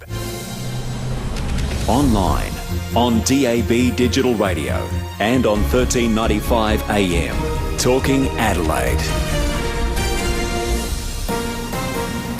This is Adelaide's 5AA. Partly cloudy, 22 today with the 7 o'clock news. I'm Mel Usher. Purchase Mum a FIVEaa Extra massage voucher online or a Pilates gift pack at your nearest clinic. PhysioExtra.com. Two men will face court today after a lengthy police chase yesterday. The Commodore had been stolen from Royal Park the night before. Senior Constable Rebecca Stokes says it was first spotted in Largs Bay, then tracked on and off to Jepps Cross. Broad daylight, lots of people out on the road. The car was driving very erratically. It actually was involved in a few collisions in North Adelaide, including colliding with a police car. Police terminated the pursuit. The stolen car was just, out of control. Driving through the parklands, there was people playing on the sports fields. It was abandoned in Bowden and two men aged 26 and 29 arrested and charged. Direct flights from Adelaide to Bali resume today. The first Jetstar flight leaves Adelaide Airport this morning. They're the first airline to offer direct flights to Bali from SA since the pandemic hit in March 2020. The school lunchboxes are back out this morning. It's day one of term 2. The mask rules from term 1 will remain in place for at least another month. Two new opinion polls show Labor retains an election-winning lead over the coalition. Michael Packey has more from Canberra. The primary vote of both major parties sits in the mid-30s, according to the latest news poll and Resolve Strategic Survey. It's not enough for either side to win office in their own right. Labor is likely to be propelled from opposition into government with the help of Green preferences. If the published polling is repeated on election day, the coalition could lose around 10 seats, some of which would shift to independents. Despite the numbers, both polls reveal Scott Morrison remains preferred Prime Minister over Anthony Albanese. The US House Speaker says Ukraine is not alone in its fight against Russia's invasion. Nancy Pelosi has met with Ukraine's President Volodymyr Zelensky in the capital Kiev. Speaking later, she says Ukraine need to stand strong. Do not be bullied by bullies. If they're making threats, you cannot back down. That's my view of it, that we're there for the fight and you cannot fold to a bully. Australia Post is pleading with dog owners to make sure their pets are secured after a rise in attacks on posties. 1,170 incidents have been reported so far this financial year. That's 400 more than the same time last year. Vet Dr. Katrina Warren says the onus is on pet owners. People just forget when they get puppies. It's really important to actually teach them that someone arriving to the door is a positive thing and to behave nicely. But posties shouldn't really be expected to read a dog's body language. And the problem is dogs can appear friendly when they're not. There's a lot more packages being delivered right to our doorstep, and it's booming pet ownership. Now turning to 5AA Sport. Gliderall Garage Doors, adding strength, safety and style to South Australian homes for over 40 years. Gliderall.com.au. And with everything footy, here's Tom Wren. Thank you, Mel. Yes, let's start there. The Crows and Port Adelaide will have light training sessions today after the weekend's results. Adelaide was smashed at home by 59 points by GWS, with Brodie Smith and Ned McHenry copping head knocks, while the Power will be keeping a close eye on Mitch Georgiades, who was subbed out against the Saints with a calf complaint. Well, the Sydney Kings are through to the NBL Grand Final after beating the Illawarra Hawks by 12 points, 99 to 87 overnight. Jalen Adams helping overturn a 15-point deficit, scoring 29 for the home side. Meantime, in the NBA, defending champions Milwaukee have taken a 1-0 lead in their best-of-7 series against Boston. That's after a 101 to 89-point win in Game 1, and it's well into the third quarter of this morning's other opening game between Golden State and Memphis, with the Warriors now leading 68 to 66. Well, Arsenal has cemented its spot in the top 4 of the EPL table after a hard-fought 2-1 win against West Ham, the winner coming early in the second half. Put back in by Martinelli, and Gabriel scores. Clever ball towards the far post. One Brazilian finding the other. Arsenal find the lead again, and with it, 4th spot. Audio there thanks to Optus, but the Gunners remain only 2 points clear of Tottenham, who took care of Leicester 3-1, while Everton's survival hopes received a major boost after an upset 1-0 win against Chelsea. Meantime, in the Scottish League, Ange Postecoglou's Celtic remains 6 points clear at the top of the table following a 1-1 draw against Rangers. And Shane van Gisbergen has won race 12 of the Supercars series in Perth. It's his 8th victory of the season and sees him cement his spot at the top of the standings. And that's the 5AA Sport. Now checking 5AA traffic. 5 bonus Mercedes-Benz to be won in the Hospital Research Foundation Home Lottery. Deadline is midnight Friday. At Underdale, smash on Henley Beach Road near Holbrooks Road. Brooklyn Park, power line work there this morning. Marion Road near Elizabeth Street, that's outbound. And Aldinga works on Main South Road near Malpas Road, affecting both directions, speeds of 25. Cameras Light Path Road to Nunda and Pierce Street to Acklenelk. Order your barista-made C coffee with the OTR app and collect it from one of their stores or drive-thrus. It's as easy as app, tap, collect. OTR, make your life easy. Adelaide's most accurate traffic on 5AA. The 5AA forecast, partly cloudy, 22 today, a late shower or 2 tomorrow, 23, then Wednesday showers and a top of just 16 degrees. Right now it's 13. More news as it happens on 5AA. David Penberhty and Will Goodings, 5AA Breakfast.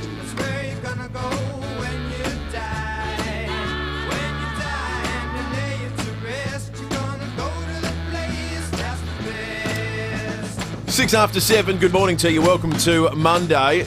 Some traffic advice for those heading towards the city from the west. Right around the corner from my old place, there's a crash on Henley Beach Road, Brooklyn Park, heading into the city. Both lanes are blocked for city-bound. Emergency services are on the scene. But Andy, who called us with a tip, and we thank you for that, Andy. On you, Andy. Says it's best to take Sir Donald Bradman Drive if you can, so avoid that part of Henley Beach Road there. 7 after 7, let's get to some of the news stories of the morning before we get to the rest of the hour, which includes Stephen Rowe's wrap of the weekend, good and bad. I know our Albion correspondent Dave Lloyd sent a message earlier saying, what time exactly is the sports update this morning, gentlemen? Because he doesn't want to miss it. Thank you, Dave. What about poor old Koshy? He might not be coming on because he's got laryngitis. I reckon even if he has to speak through an interpreter, he'd want to come on today to rub our noses in it.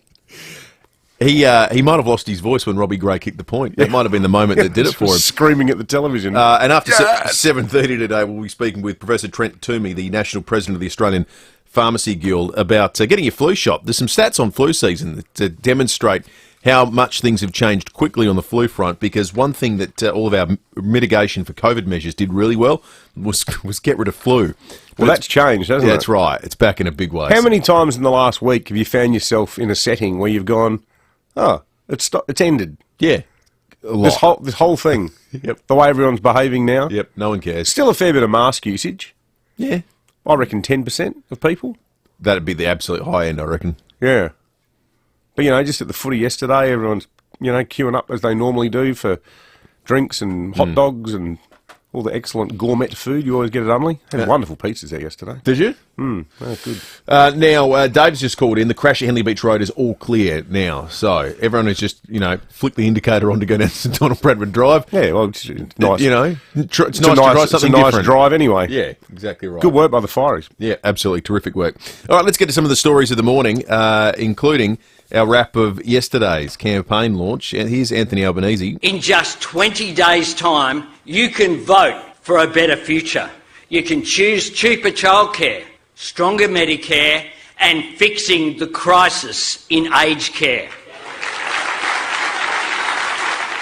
Or you can have more of the same. He Sorry, I just dozed off. So, some of the other major policy announcements were, well, not policy announcements insofar as there was some sort of markers for directions that an Albanese government would take the country in. He says his government would act on climate change, would tackle the gender pay gap. There'd be a national charging network for electric vehicles. And I actually think the most interesting policy was the billions of dollars for a Made in Australia industry policy, which is one where, That's a good idea. where they're talking about doing things like Australia having an extraordinary amount of the rare earth minerals and things that are used to make batteries and lithium and stuff like that. How about instead of just exporting the raw materials, we invest some money in making the actual final product here? Yeah, totally. Actually, I think it's the least sexy headline, but it's actually, I think, the best policy that came out of the day. Well, if you think, and it's not inconceivable, that there was some sort of economic-related stink with China, so say they invade Taiwan, which is eminently possible at some point in the next 2 decades. We're finding out later this month whether President Xi is getting another 5 years. I think he's unlikely to be challenged by anyone. So we're going to have Xi Jinping. Very well supported, I've heard. Yeah, no, he's the smart money's on Xi. Yeah. So that gives him another 5 years. So if we have some sort of Russian-style economic war with China, like we can't. Exactly, you can go as hard as you like against Russia because about the only thing you risk missing out on is a few bottles of vodka, which you can easily access via the Baltic states, Finland or France anyway. Yep. Russia versus China. China's a whole different ballgame. I'm just looking at the stuff on my desk. So, I don't know, this mouse, I'll pick up the mouse, the computer mouse. Yeah, that was made in China. Yep. My Nokia, sorry, my iPhone. Yep, made in China. That's made in China. Yep. This coffee cup. Your shoes probably were too. No, these were made down on... you got Rossi boots on you. Rossi boots. So have I. How about us on you got brand? Rossi's on too. Yeah, that's how about us being on brand this morning? So we're still going to have footwear, provided it's Rossi's. Well, that's good news.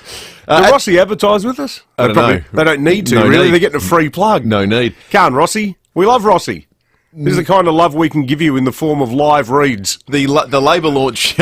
The Labor launch yesterday happened in Western Australia. So Mark McGowan, of course, is the rock star political candidate in that state, but it wasn't West Australian politicians that were on his mind. Anthony and I are completely in sync. Both of us have been on a diet for some time and lost a fair bit of weight between us. But no matter how hard we work at it, neither of us looks like Peter Malinauskas. It's actually quite a good joke. That was very good. In the world of entertainment here in Australia, this had been rumoured, but I'm not sure. Well, I certainly didn't think it was ever going to happen. But it has been confirmed. Charlene! What on earth do you think you're doing? I was trying to get in and he jumped me. I was only out the back. Are you all right, Scott? Yeah, terrific, thanks. Sorry, Scott. You never did keep your guard up properly. I just didn't recognise who you were, that's all. Bet you would have had second thoughts if you had. No need to boast about it. That's the first meeting of Scott and Charlene on Neighbours, a.k.a. Jason Donovan and Kylie Minogue, who, it has been confirmed, are coming back for the final ever show, which, of course, is coming about after 37 years of the program. They're going to be back in their roles as Scott Robertson and Charlene Mitchell. So are they still married in real life? Well, I mean, in non-real life? I guess so. That's a good question. Does anyone got any Neighbours fans listening? I've lost the thread of the Scott and Charlene relationship. So I presume, did they have a divorce on the show? I don't think so. I wouldn't have thought. They're in their mid-50s now, or close to. I think Kylie's 53. They left separately in the late 80s, I note, having a look at the history of it. So I'm not sure how that was handled by the program. Let's be honest, we're flying blind here. Completely. In the Scott and Charlene department. Yeah. If any of our listeners can set us straight about exactly what terms they parted the program on, that'd be handy. The wedding episode in 1987 was watched by more than 2 million Australian viewers, watched by more than 20 million people in the UK. Amazing, isn't it? Yeah. It was quite remarkable. 89 and 88 they left. 89 and 88. So how do they staggered the departure? The bicentennial year, 88. Maybe that's why they left. Well, you mean as protest? I think I don't think so. I don't know. Yeah, they're both 53. They didn't tie it in. There you go. So, yep, that's rumoured, and it has been confirmed. It was confirmed by the executive producer, Jason Herbison, who said they are the ultimate neighbours couple, and it would not feel right to end the show without them. So that's some news from the world of entertainment. Also, Paul McCartney's concert in Spokane, he did a duet with John Lennon. Have you seen any vision of this? No, not yet. It's extraordinary. He did Got a Feeling. They used footage from the Apple documentary Get Back, the Peter Jackson documentary. And then they sang together. Here's a little bit of it.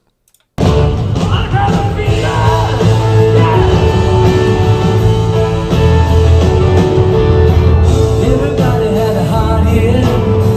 Everybody had a good time. Everybody had a wet dream. Everybody saw the sunshine. Oh yeah. So they digitised a duet effectively. Paul McCartney live, John Lennon on the screen from Get Back, from those recording sessions where they sang that song. Wow. And there was a nice moment as the picture faded away. Paul McCartney sort of gave him a wave, which is a nice thing for fans of the Beatles, given the nature of their relationship. Yeah. In the latter part of their lives. Absolutely. Getting happy news through on the Telstra Storm Mount Barker text line from our listeners. Scott and Charlene still married, still very much in love. That's good. 30 years on, more than 30 years on. A lot of feedback about the floating of the animals on planes idea. Yes. No one's really No. jumping up and down for joy about this one, are they? No. Well, let's just do a random sample of the many texts we've got on the Telstra Storm Mount Barker text line. Here's one quite emphatic. We absolutely would not fly on any flight that had animals on board among passengers. It truly is a stupid idea. Well, the non-stop barking dog, the aggressive dog that won't settle, the pet that needs to poop, slobber, fur flying around, unwashed dog smells, birds squawking, OMG, no way. And one here, I can't imagine where the animal carriers would fit on the plane, given that people already bring a ridiculous amount of carry-on luggage. I don't think they're talking about having them in carriers. No, I think they're on your lap. Yeah, you can buy the seat. They're roaming free. Yeah, Well, they'd be yeah. on a leash, I presume. Yeah. But that's Do how they it get works an in the in-flight meal? Well, that's Is an it like, excellent question. you're serving the chicken or the... When was the last the time you chicken were on or a the plane? fish? The chicken or the fish or the goodo? When was the last time you were on a plane? More than 2 years ago. There's no in-flight meal, so there's nothing to worry about. You might get a little box with You a got to snack in prepay it. these Yeah, days. there's no such thing as an in-flight meal. It doesn't really happen. You might Not get even some the cheese and complimentary biscuits. pretzel? Yeah, you might get a pretzel. You might get something in a box that's like a hot pocket that's been heated up in an oven. Yeah, it's nothing. You know what I mean? You could feed it to the dog, I guess. Now, we've just been called, there's been a smash on the expressway, the on-ramp at Stirling heading towards Mount Barker. Both lines blocked at the moment. Thank you for that. Kay in Glengarry's called in. Morning, Kay. Oh, good morning, guys. I'm just going to say that 45 years ago, I flew on a plane with a dog. I worked for a blind man, and we had to fly to Port Lincoln, and Caesar was his beautiful black Labrador, and he flew on the plane with us, and it was back in those days, I reckon it was a Fokker friendship, and It wasn't real big, so they gave us the first two front seats, but poor old Caesar had to squash in between our legs and the... Oh, no. But he flew all right. Yeah, it was Yeah, good as gold. they're pretty well, I mean, they're beautiful dogs, guide dogs, though, aren't they? No issue with Yeah, guide dogs flying. Yeah.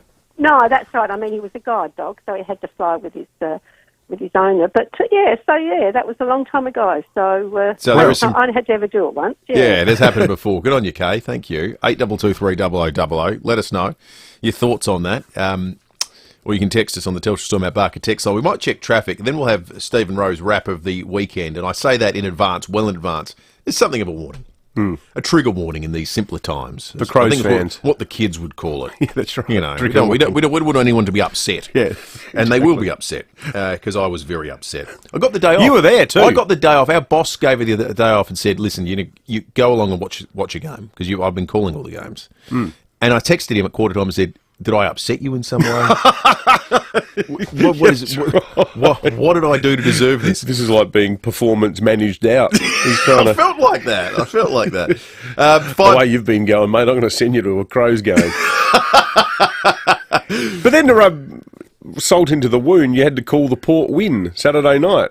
I was glad they got up, because otherwise it was a pretty ordinary sort of fixture for football. Oh, yeah. I actually think they should never play in Cairns at this time of year ever again. But we'll speak to Rowie about it. Let's check traffic. 5 bonus Mercedes-Benz to be won in the Hospital Research Foundation home lottery. The deadline is midnight Friday. Thanks, Will. Look out for a smash at Underdale on the drive-in. That's Henley Beach Road near Holbrooks Road. Brooklyn Park, Powline work this morning. Marion Road near Elizabeth Street.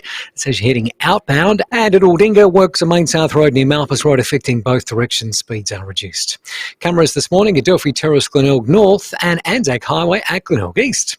Save big at Big W on the Dyson V7 Origin at only $399. Save $200. Offer ends May 11 at Big W while stocks last.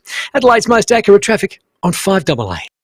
Join 5AA each night from midnight for Australia Overnight. Hi, it's Tony Moclair here, host of Australia Overnight. Thrilled and delighted, joined by listeners from 5AA, Adelaide's best radio station. Tony Moclair takes your calls right through the early hours. And those listeners contributing to the Australia Overnight program and being part of the larger family. Catch Australia Overnight.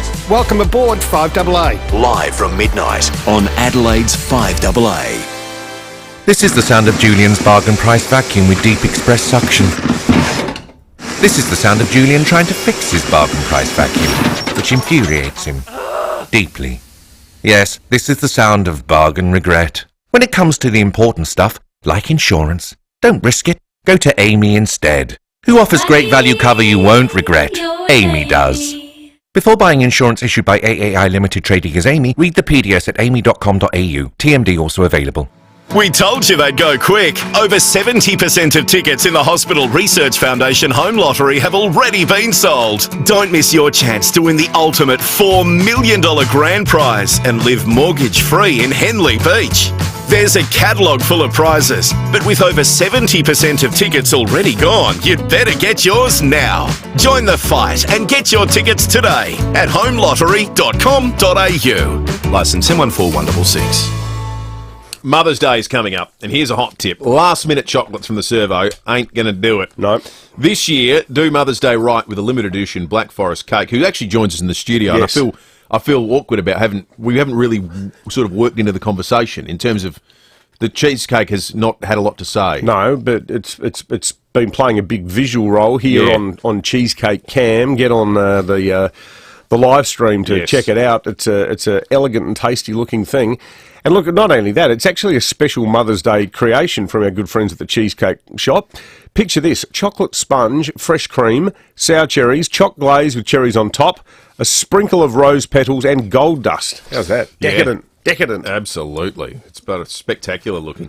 It's sure to delight any mum too, importantly, but they've got so much there. If that's not your preference, you can buy halves and quarters.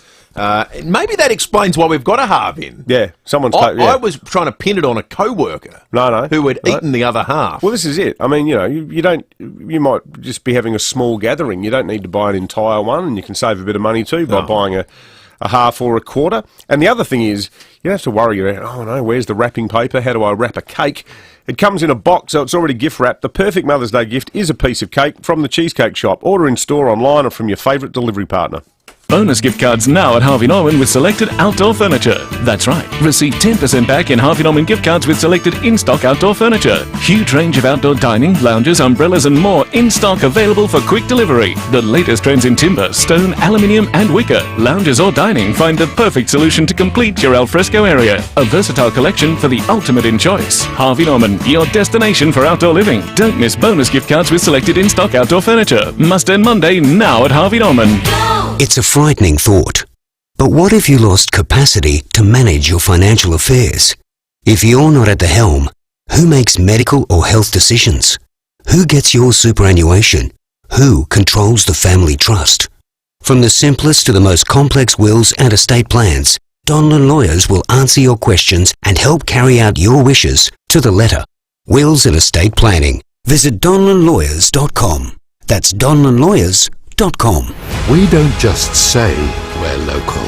We are local. 9 News is made in Adelaide for Adelaide. David Penberhty and Will Goodings. 5AA Breakfast.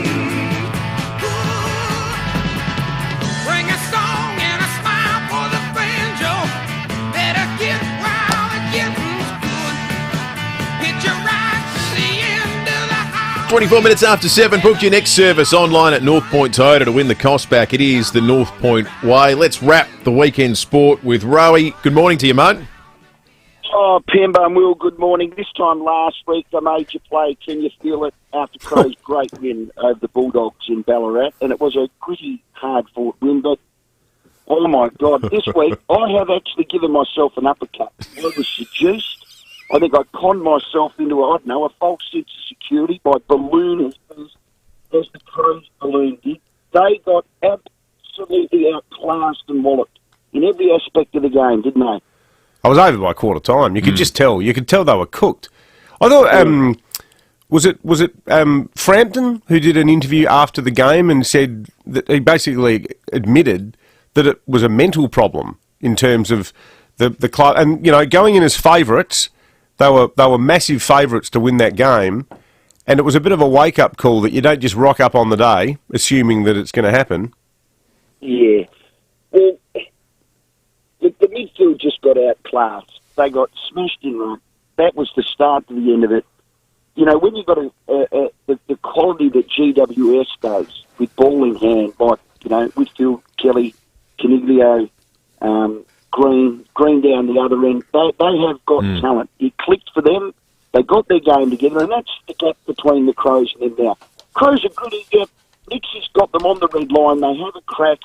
They're plucky against the Bulldogs, just hung in and hugging and made it ugly. But when they're against quality, and we know the quality, it'll be Brisbane, it'll be Melbourne, GWS got it all together.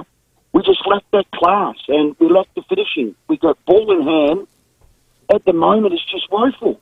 I reckon you made a great point post game when I was driving home listening, Rowie, where you said when a side with that amount of natural talent plays up to their ability, the Crows can't go with them, and that's the problem at the moment. If they're a bit off, the Crows will be there because they're an honest battling side right now. But if the sides with natural ability and the strength of that midfield, if they're playing to their capacity, it's a capacity that's well beyond the Crows' reach right now where they're at in their development.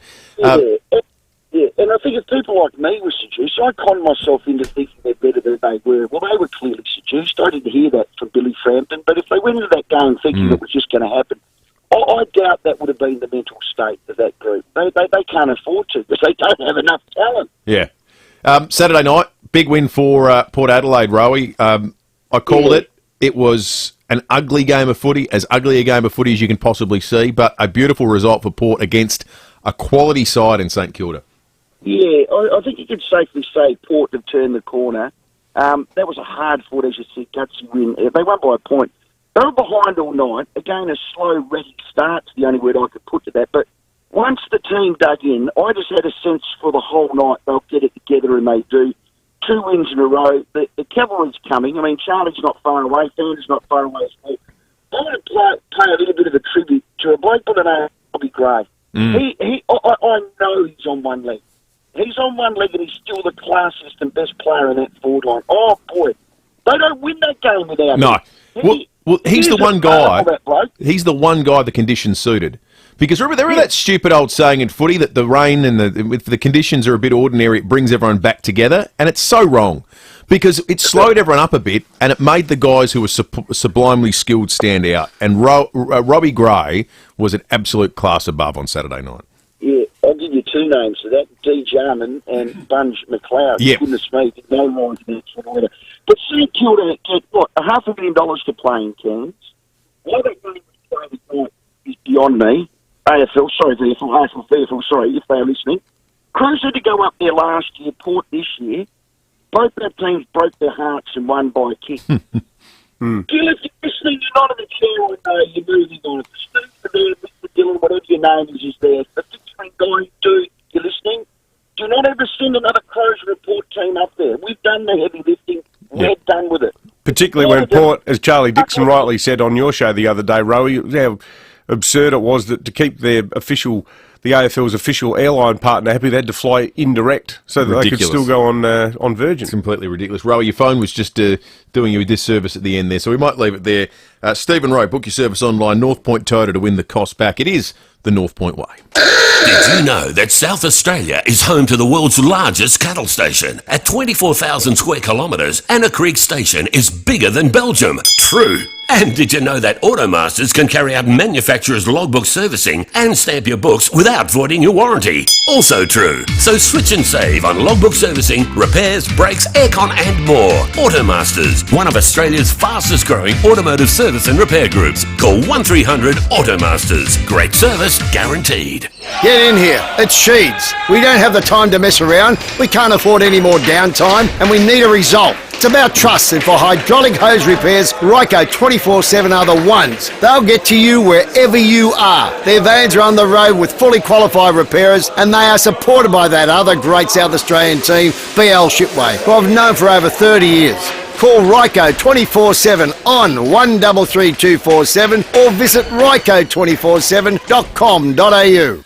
If you're looking into a new bathroom or kitchen reno, of course you want the outcome to be spectacular, but what you don't want is a bunch of stumbling blocks along the way, including broken promises. You won't have that problem though if you deal with the excellent and reliable people at Buy Urban Bathrooms and Kitchens, where they never make a promise they can't keep.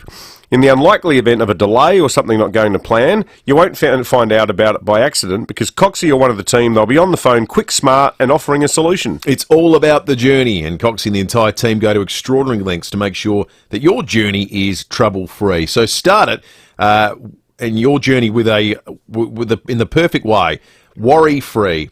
Get your home renovation off on the right foot with Buy Urban Bathrooms, Kitchens, Flooring and Shutters. Adelaide's home renovation experts. Visit buyurban.com.au. 7 News is Adelaide's news. Adelaide's #1 weather. Looking at cooler temperatures by the end of the week, though. And first for Adelaide sports news. First 2 breaking news. Adelaide's leading local news. 7 News at 6. 5AA Breakfast is streaming live right now. To watch, simply head online to 5AA Facebook or search 5AA on YouTube.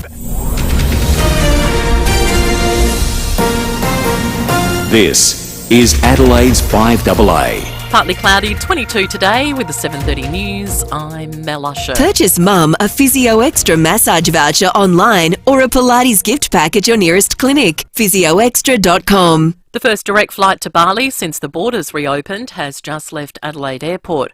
Ryan is among those on board the Jetstar service. Because none of them have been able to work. They've done it extremely tough. So I really encourage people to start booking. Let's start living life again. Latest polling shows support for the Prime Minister is on the rise despite Labor's ongoing attacks on his character. Both Newspoll and Resolve Strategic have revealed voters prefer Mr Morrison as PM over opposition leader Anthony Albanese. But the surveys still forecast the coalition will lose this month's election. Labor's campaign spokesperson Jason Clare says there's a long way to go. This Prime Minister has let people down. Whether it's the bushfires or the vaccines or the floods, Australians feel disappointed. They gave Scott Morrison a go 3 years ago. I think they've worked him out now. Not just going off to Hawaii when Australia was on fire, but with all of those things, he doesn't take responsibility. 2 men are facing a range of charges after a dangerous chase across Adelaide yesterday. It's alleged they stole a red Holden Commodore sedan from Royal Park, threatening the owner with an axe.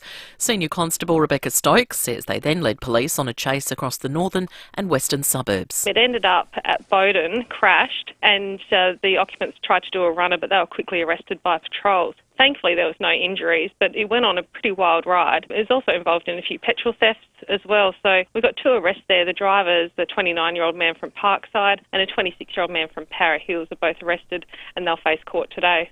An American delegation has visited war-torn Ukraine as civilians begin being evacuated from a steelworks in Mariupol. Carrie-Anne Greenbank has more. US Speaker of the House Nancy Pelosi has made an unannounced visit to President Zelensky in Kyiv, promising continued US support for Ukraine until the fighting ends. This comes as the first civilians are evacuated from the Azovstal steelworks in Mariupol. That's come around after an intense discussions between the UN, Russia and Ukraine. President Zelensky says the first 100 or so civilians have now been evacuated, of an estimated 1,000 trapped inside. Police have fired tear gas at May Day protesters in Paris, where businesses have been ransacked. Tens of thousands marched across the country, calling for salary increases and the scrapping of a plan to raise the retirement age.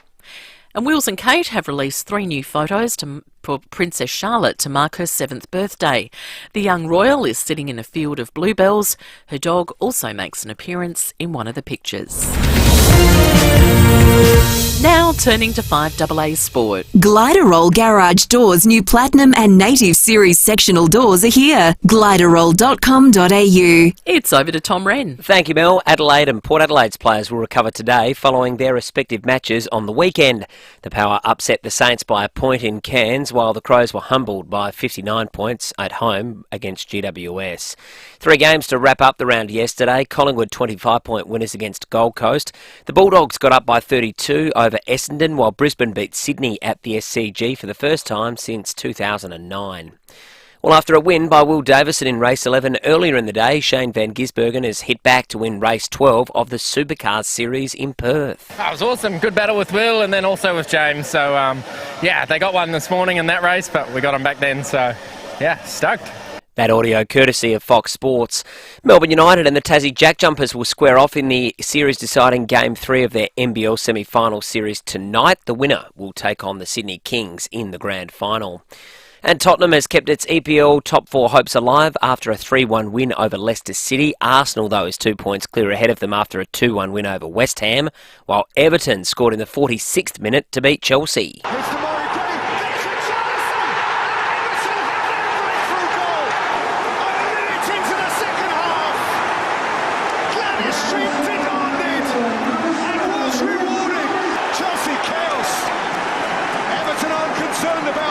Yeah, the Toffees remain in the relegation zone, but are now only 2 points from safety.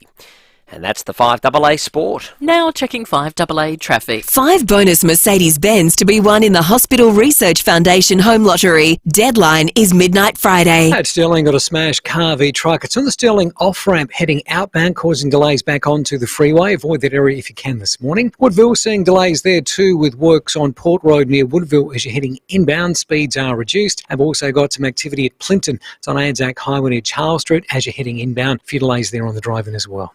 Look out for a camera, North Street, Henley Beach, and Pierce Street, Glenelg. Nespresso's double shot espresso or flat white. Treat mum with an espresso Vituro coffee machine this Mother's Day and save up to $100. Exceptions and T's and C's apply. Nespresso, what else? Adelaide's most accurate traffic on 5AA. The 5AA forecast, partly cloudy, 22 for your Monday, a late shower or 2 tomorrow, 23, showers and 16 on Wednesday. Right now it's 14 degrees. More news as it happens on 5AA. If you want to feel great about the milk you pour in your tea and coffee, over your cereal, or in your smoothie, make sure it's from the Fleurieu Milk Company. Because it's a great feeling buying from people who love SA as much as you do. 3 words make all the difference. Fleurieu Milk Company. South Australian and proud of it. Whew, feel like a cuppa now. Fleurieu Milk Company, celebrating 15 years of SA business. Fleurieumilkco.com.au. Reconciling bank transactions, but with a couple of taps. Making sure everything matches up, but handled automatically instead. With Xero, it's business but better. Start your free 30-day trial at xero.com. David Penberhty and Will Goodings, 5AA Breakfast.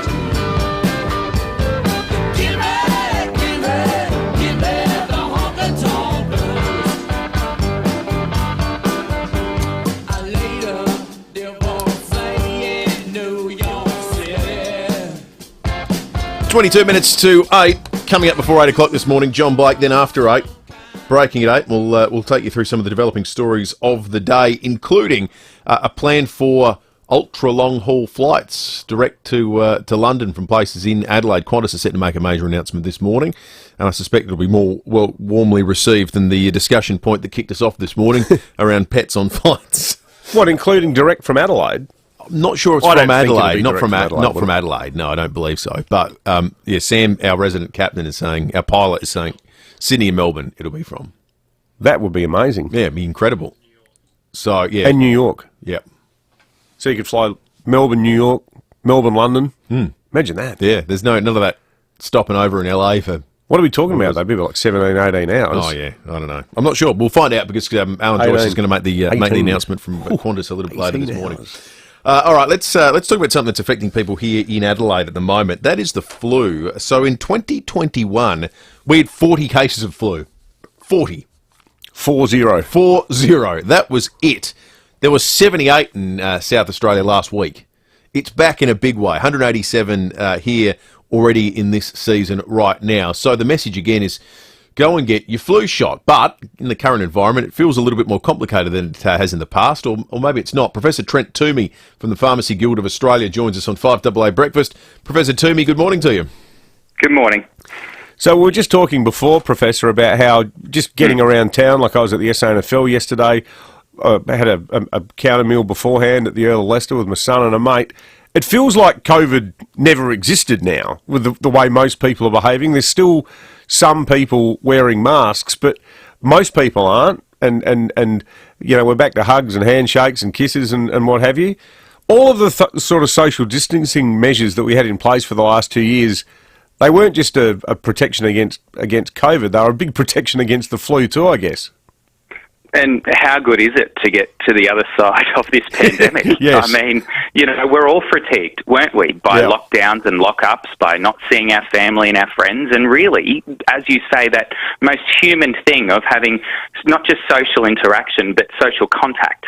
And so the influenza virus really hasn't existed in Australia for the past 24 months, but it's definitely existed elsewhere in the world. And the reason we have to have an annual influenza shot is because the flu virus from one year to the next is different. It mutates. So if I had a 2020 influenza shot, it wouldn't cover me against the 2021 strain, and just like the 21 and the 22. And the thing is that the influenza virus is fundamentally different to COVID-19, which is a coronavirus. So one vaccine doesn't provide me any protection from the alternative virus. Now, the thing is that, you know, often the best solution to a complicated problem is a very simple answer. And what the clinical advice is telling us now is you can get both vaccines at the same time. And what's even easier is you can get both vaccines at the same time from your local community pharmacy. So whether you're presenting to get your flu shot for your whole family, and remember, you can get an influenza vaccine for your child, for your adolescent, for yourself, for your grandparents, but you can also get, if you're over 65 or immunocompromised, your coronavirus booster as well. So it's not about how many vaccines we've had, right? It's about maintaining our vaccination status up to date. And to be up to date for influenza protection, you have to have an annual shot. How do you make sure or is there a rollover date where we go from last year's vaccine to the new one? How do you make sure you're getting the updated batch?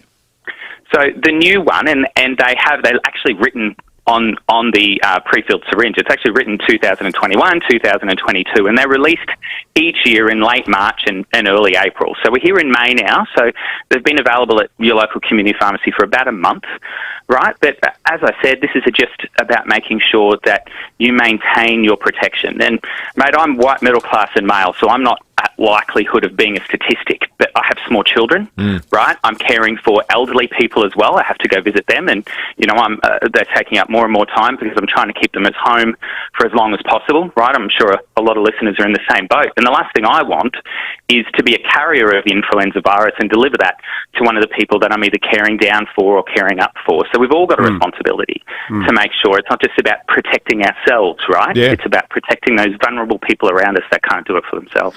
Some news out of the federal election campaign too, Professor Toomey, with regard to subsidies to the pharmaceutical benefits scheme that sound like it'll help out people when there's, with the cost of living being what it is right now. Can you explain who's eligible and how that will help? Because there's bipartisan support for these measures.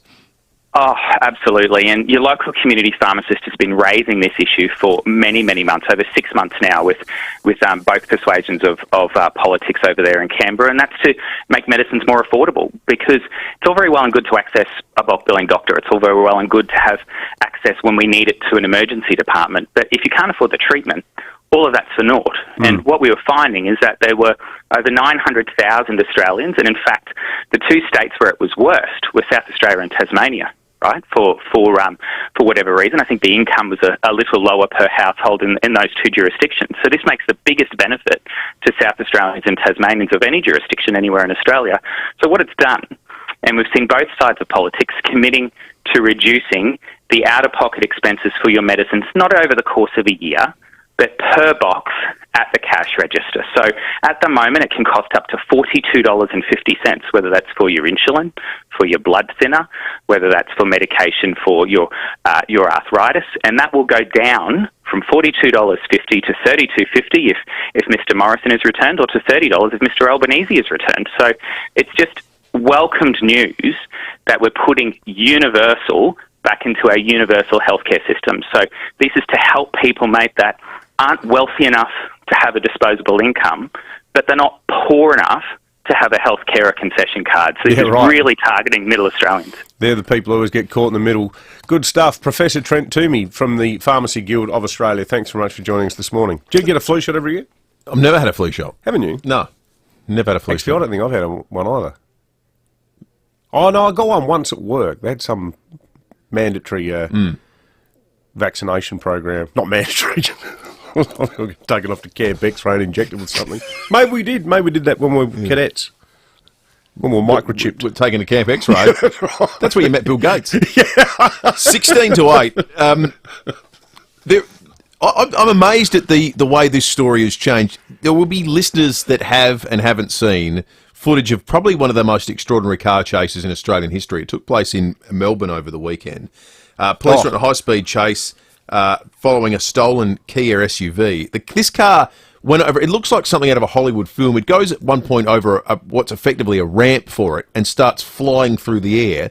The guy drives it off-road through parklands. He drives it through... It's on dual carriageway road, and at one point it slows down, chucks a U-turn, drives through the trees on the median strip, and then starts heading in the opposite direction into 2 lanes of oncoming traffic. It's extraordinary. So this is a different chase from the one that took place in Adelaide over the weekend as well, that we'll talk more about a little bit later. But this one in Melbourne, the reason I say the story has taken a turn that I think is amazing, at the end of the video, the guy crashes the car, jumps out, and terrific police work. They were on him in a second.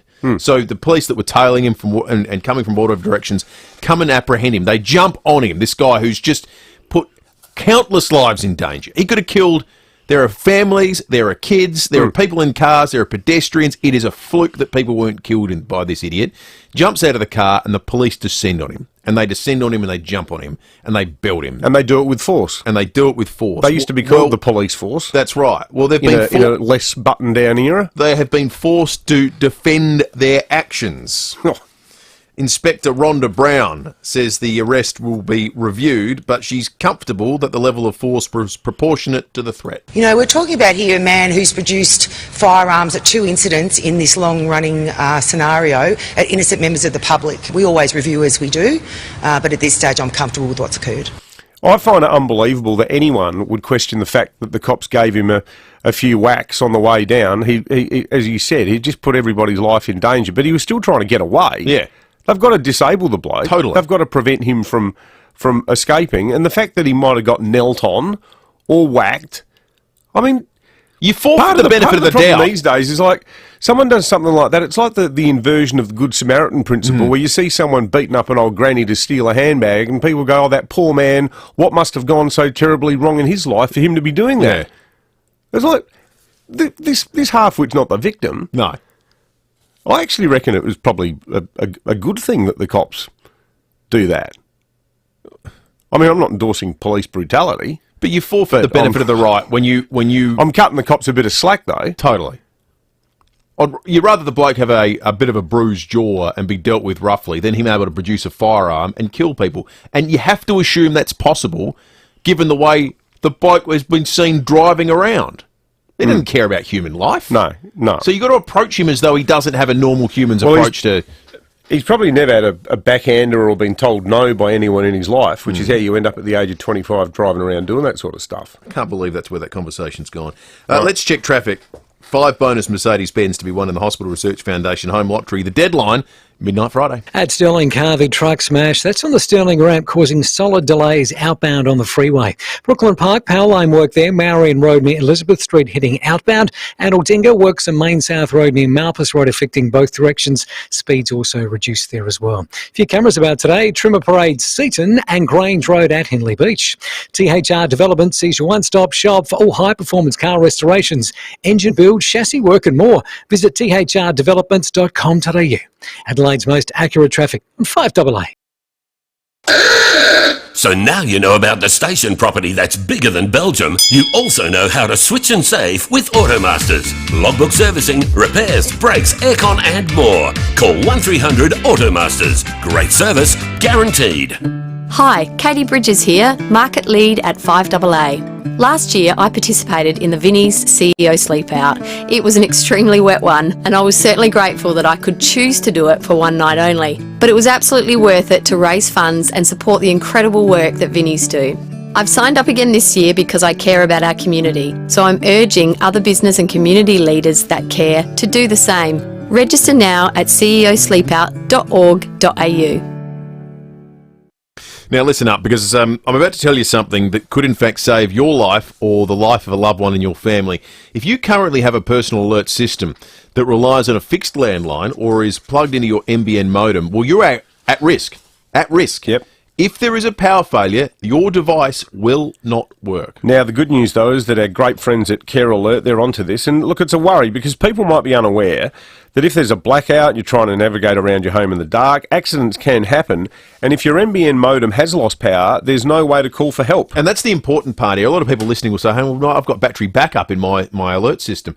Yeah, that part does. But the modem, that's where you're going to have problems. But thankfully, Care Alert have a solution. If you have a personal alert system that relies on a fixed landline or is plugged into your NBN modem, you may just be eligible to upgrade to the latest and greatest, the Care Alert Smart Dialer, for just $99. And look, that is so typical of our great friends at Care Alert, because normally the price is closer to $400, but they're thinking of your hip pocket as well as your well-being. $99, a phenomenal price. This is the great part. There's funding available right now for you to upgrade at a whopping 75% off. So speak to the Care Alert team today. Call 1300 75 85 95 or check out their website, carealert.com.au. We told you they'd go quick. Over 70% of tickets in the Hospital Research Foundation Home Lottery have already been sold. Don't miss your chance to win the ultimate $4 million grand prize and live mortgage-free in Henley Beach. There's a catalogue full of prizes, but with over 70% of tickets already gone, you'd better get yours now.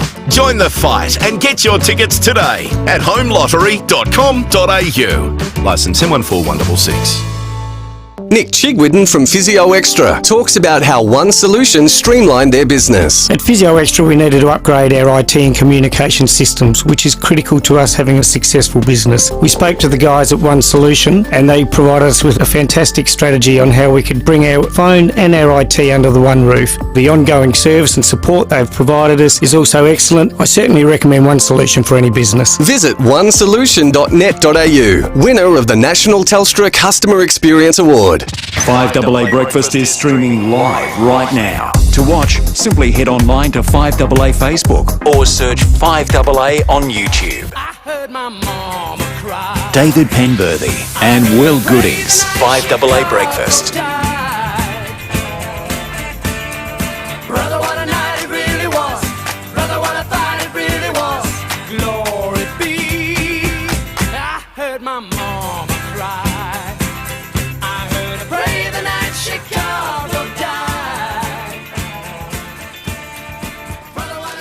8 minutes to 8. We'll have a quick look at the weather today. 13.9 degrees outside at the moment. It feels a little bit cool out there. It's not going to get a whole lot warm. We'll get to 22. It's probably the pick of the days this week, though, because there is rain forecast every day this week. Tomorrow, 23 and potentially up to 2 mils of rain. Wednesday, 16. 16, I don't remember a high as low as 16 for a while. Months. 16 will be the max, top of with up to 6 mils. Same for Thursday, so it's going to be cool. Overnight low of 9 on Thursday morning. 16 the top, 6 mils of rain. Friday, 17 with 3 mils. Saturday, 19 with 1. And Sunday will be 19 and mainly fire. The apparent temperature now is 12.5. It's 14.1, but it feels like 12.5. Starting to get chilly. I got the cardi on. You do? Yep. It's officially a change of season. Yep, absolutely. All right, it's time for John Blake, thanks to Aussie Fast Transport Solutions, interstate freight, distribution, warehousing and local Adelaide couriers. Call Aussie Fast, 13 13 64. I'm Vinny Politan. Great to have you with us tonight. The biggest moment so far, obviously, is when Johnny Depp took the witness stand to tell his truth. Court is now in session. Mr. Rottenborn, are you ready? Yes, Your Honor. Proceed. Thank you. Mr. Depp, isn't it true that you've given long, boring answers during this trial in this court? I have... Just yes or no, Mr. Depp?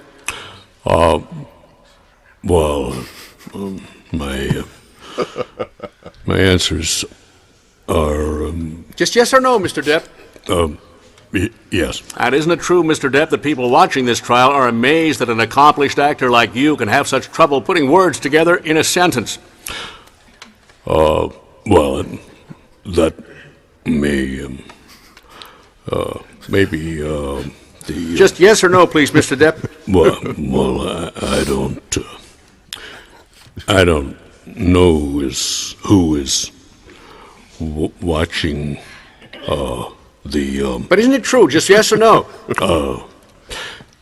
Yeah. Mr. Depp, isn't it true also that as an actor you're fine when you have a script in front of you, but when you have to ad-lib, it's pretty hard for you to communicate? Objection. Question's too hard. He doesn't have a script. Overruled. Answer the question, please, Mr. Depp. I don't, it's kind of hard to know what was the question again? Isn't it true that as an actor you're fine when you have a script, but communicating without a script is hard? No, I wouldn't say that. Mr. Depp, isn't it true that even with your boring answers, this trial is the most compelling thing on YouTube at the moment? Yes. You're a witness. Court adjourned. More from John Blake coming up after 8:30 when we go behind closed doors. I think I love the idea of my truth. I want to tell my truth. Oh, it's almost yes. like alternate facts, isn't it? It is, yeah. Because there's the truth. Yeah. It's not, this is my truth. Yeah. Not, Look, we're going to have to agree that our truths are different. Yeah, that's right, exactly. All right, let's turn our attention to real estate. Susanna Toop from Toop and Toop's on the line. Morning to you, Susanna. Good morning, guys. So with the backdrop of rates increases, Susanna, how was the weekend? Are people still out there buying houses like crazy? They are. I mean, we saw over 1,000 buyers over the weekend, so that's up on the last few weeks and a few months. So very, very busy out there at the moment and still seeing great results at auction. Just to name a couple, we had a great one in Penberhty, a 4-bedroom, 2-bathroom stylish family home on 700 square metres, sold under the hammer after some fierce bidding for $1.385 million. And in Arundel, a 3-bedroom, 2-bathroom, beautiful 1932 bungalow on around 675 square metres, sold for $1.57 million. So still very, very much very busy out there. A lot of people wanting to get to properties here in Adelaide. And as you mentioned, RBA is due to meet tomorrow. So it'll be very interesting to see what happens there. What do you think will happen? I mean, how do you think it'll change behaviour? I mean, they're clearly not going to put it up by a full 1 point or something crazy like that. If there is an increase, it'll be probably just 0.25. But do you think it'll dampen the mood? Yeah, it's interesting. I mean, I don't think so here in Adelaide. I think our fundamentals are incredibly strong, and we've just seen that time and time again over the last 2 years. And there's still so much upside here compared to a Sydney or Melbourne that have really run their course. There's definitely a lot of hype in the media at the moment. I think you might have seen, 15%, house prices will drop, this year, and we're certainly not expecting that here in Adelaide. But I do think that it is important to keep that in mind. Interest rates, repayments are going to go up if the RBA do decide to raise the rate. But I certainly think we'll be very shielded here in Adelaide. And just to put into perspective as well, even if there was to be any sort of price dropping in, say, Sydney and Melbourne, I mean, in Adelaide, house prices have risen by 28% in the last 12 months, 32% in Brisbane, 21% in Sydney, and 11% in Melbourne. So even if they did pull back slightly in the bigger capital cities, they are coming off such a high base. So I really think that overall, it's still an incredibly strong market, even with regards to rates if they do start to go up. Good on you, Susanna. Thank you for that. Susanna Toop from Toop and Toop Real Estate with our weekend real estate wrap. Big day tomorrow, first Tuesday of the month. The RBA will meet. We'll learn more about what they think of the state of things inflation-wise. But, yeah, we're going to get the start of a course for interest rate rises that's going to last for a while and it's going to be pretty tough. And politically, never good for a sitting government to have rates go up. It happened to John Howard in 2007. Yep. He lost the election 3 weeks later.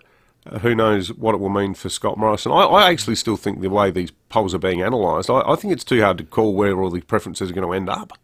Because they use the previous elections preference flow, don't they? So it's more complicated than that. It's 5AA News that's coming up. Australia Post have issued a please think of the postie warning. There have been 1,170 postie dog attacks that have been logged with Australia Post. This morning after 8 o'clock, we're going to chat with Australia Post, but we want to really speak to a South Australian postie, an Adelaide postie, who can tell us what it's like out there on the ground. Are you dodging dogs left, right and centre? Have you got a tactic? Have you managed to get away? Because, some areas are maybe worse than others. Give us the insight and we'll give you a $100 Uggs to You voucher. It's coming into the cool part of the year. You're going to need to update your Uggs. So if you're a postie, this is our gesture to you this morning. Give us a call and tell us what it's like out there, and we'll give you a $100 Uggs to You voucher. We've all been on the road trip from hell. Car breaks down, map says go this way, but you went that way, and countless are we there yet? The same can be said for home renos. Nobody wants a nightmare on their way to a stunning new kitchen or bathroom. So if you want everything to go according to plan, go with Buy Urban. They've always believed the journey is just as important as the destination. Buy Urban Bathrooms and Kitchens, Adelaide's home renovation experts. Visit buyurban.com.au. So, why go with NRG Solar? My first contact with NRG Solar was through Michael. He had a look around the house, had a look around the roof. We have particular problems with trees, so he assessed the situation, made some calculations, discussed the options with me. What I liked most about the visit was that Michael was prepared to explain things in simple language to us and look at the options and just basically being professional. Visit nrgsolar.com.au. We don't just say we're local, we are local. 9 News is made in Adelaide for Adelaide. Online, on DAB Digital Radio and on 1395 AM. Talking Adelaide. This is Adelaide's 5AA. Partly cloudy, 22 today with the 8 o'clock news. I'm Mel Usher. Purchase Mum a Physio Extra massage voucher online or a Pilates gift pack at your nearest clinic. PhysioExtra.com. Investigations are continuing into a car chase involving a Holden Commodore in which 2 people were hit and several cars damaged. It unfolded yesterday afternoon. The car going from Largs Bay to Jepps Cross to North Adelaide to Bowden. It even took a detour through the parklands. 2 men, aged 26 and 29, were arrested after the car was abandoned. The car, originally stolen from Royal Park, has also been linked to 2 petrol drive-offs. Police are looking into a shed fire at Blackwood early this morning. It broke out on Brigalow Avenue just before 4:30 a.m. The shed contained cars and motorcycles. Crime scene investigators are examining. The Coalition is promising around 50,000 more seniors will benefit from cheaper medication and healthcare if it's re-elected. The Morrison government is pledging to increase the income test threshold of the Commonwealth Seniors Health Card. Social Services Minister Anne Ruston says the changes would come into effect on the 1st of July. For singles, it'll go from $57,761 to $90,000 per year, and for a couple, it'll go from $92,416 per year to $144,000 per year. 2 new polls paint an interesting picture as the federal election campaign hits the halfway mark. Both have Labor remaining on track to win, but it may still be a minority government. The Resolve Strategic Survey reveals support for Labor and the Coalition remains stuck in the mid-30s, which is not enough for either to form a government in their own right. Direct flights from Adelaide to Bali have resumed today. The first Jetstar flight left Adelaide Airport this morning. They're the first airline to offer direct flights to Bali from SA since the pandemic hit in March 2020. A leaked report has revealed female footy umpires have quit after being sexually assaulted, harassed and insulted by male colleagues. Alex Riddell has the story. Female umpires have reported being inappropriately touched and grabbed during matches, as well as receiving explicit photos. The report was commissioned by the AFL to look into an extreme shortage of female umpiring and was conducted by the University of Sydney in 2020-21. The women interviewed were subject to sexual harassment from spectators. The AFL has released a statement to News Corp saying the report has been a valuable resource for their team in prioritising the key initiatives to accelerate the growth in women and girls taking on umpiring roles. The report has made 11 recommendations. The Ukrainian president says all his country wants is a peaceful resolution to the war with Russia. Volodymyr Zelensky has thanked Australia for its support during the invasion, but says more is needed. He's told 60 Minutes he takes the threat of nuclear warfare seriously. This could come to the whole of Europe, and those people, they don't care. There was an order to capture the nuclear power plant, so you can't expect anything from the leadership that they will not be using nuclear weapons. Now turning to 5AA Sport. Gliderall Garage Doors, adding strength, safety and style to South Australian homes for over 40 years. Gliderall.com.au. Here's Tom Wren. Thank you, Mel. Port Adelaide will be closely monitoring the fitness of forward Mitch Georgiades after he was subbed out of Saturday night's clash against St Kilda with a calf complaint. The Crows also have some issues after Brodie Smith was concussed after taking a great mark, while Ned McHenry also copped a head knock. Some injury concerns meantime for Brisbane forward Joe Danaher after he was subbed out with a shoulder injury yesterday. It was the only negative in a brilliant 24-point win against Sydney, which sees them consolidate second spot on the ladder. To golf now, Spaniard Jon Rahm is back on the winners list after taking out the Mexico Open by a shot. The world number 2 holding on to win by that single stroke after tapping in for par on the par 5 18th. Pretty stressful weekend all the way to the end. I did not think that, having a par 5 where a fade of a tee shot was required, I would be stressing this much, but I got it done at the end, and I think all the stress earlier on the round helped with these last 2 putts. Rahm there on Fox Sports. Matt Jones was the best of the Aussies, 13 shots back. Well, Ange Postecoglou's Celtic have moved a step closer to claiming the Scottish Premiership. The English Premier League meantime, Everton has stunned Chelsea 1-0 to move closer to safety. Arsenal has retained 4th spot after a 2-1 win over West Ham. Tottenham beat Leicester 3-1. And in some basketball, the Sydney Kings have advanced to the NBL Grand Final Series after beating Illawarra in Game 2 of their semi-final series. Melbourne United will play against the Tassie Jack Jumpers in Game 3 of their semi-final series tonight to determine who meets the Kings in the decider. And that's the 5AA Sport. Now checking 5AA traffic. 5 bonus Mercedes-Benz to be won in the Hospital Research Foundation Home Lottery. Deadline is midnight Friday.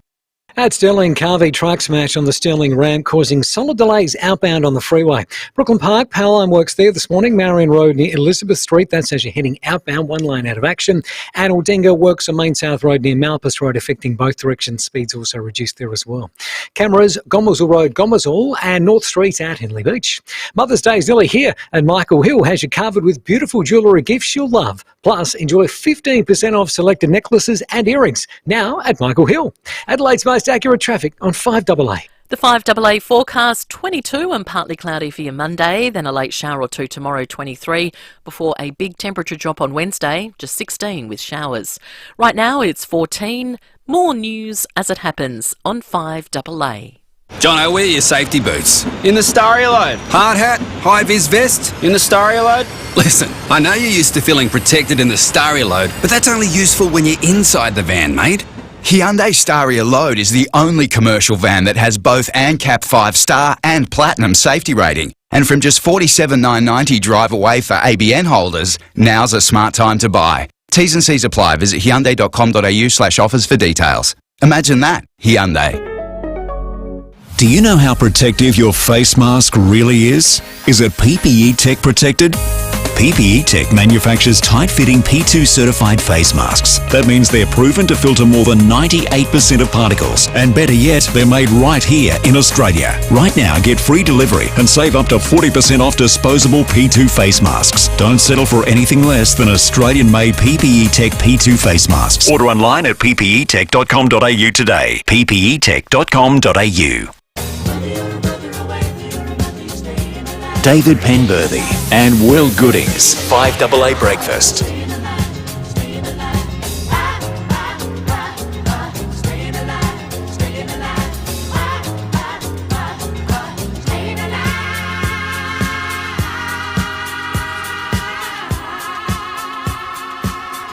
Eight minutes after 8. Now, we've been in touch with Koshi, the host of Channel 7 Sunrise program. He's got laryngitis. He can barely speak, Koshi. So he blew a gasket watching the game. I think he did. Now, that's the untold story here. It was the Robbie Gray point. I think his throat exploded, which has actually happened to Stephen Rowe once. It was captured live on the air. His voice box just blew up in a moment of sheer elation. He overheated. Which I think is what happened to Koshi. But Koshi, being the good sport he is, will come on tomorrow morning on the program, so we will catch up with him, be able to talk footy. And in fact, it'll be a fascinating day to talk to him ahead of the Reserve Bank meeting as well, so we can have a chat with him about what the likely impacts of that are and get his tip for what might happen as well.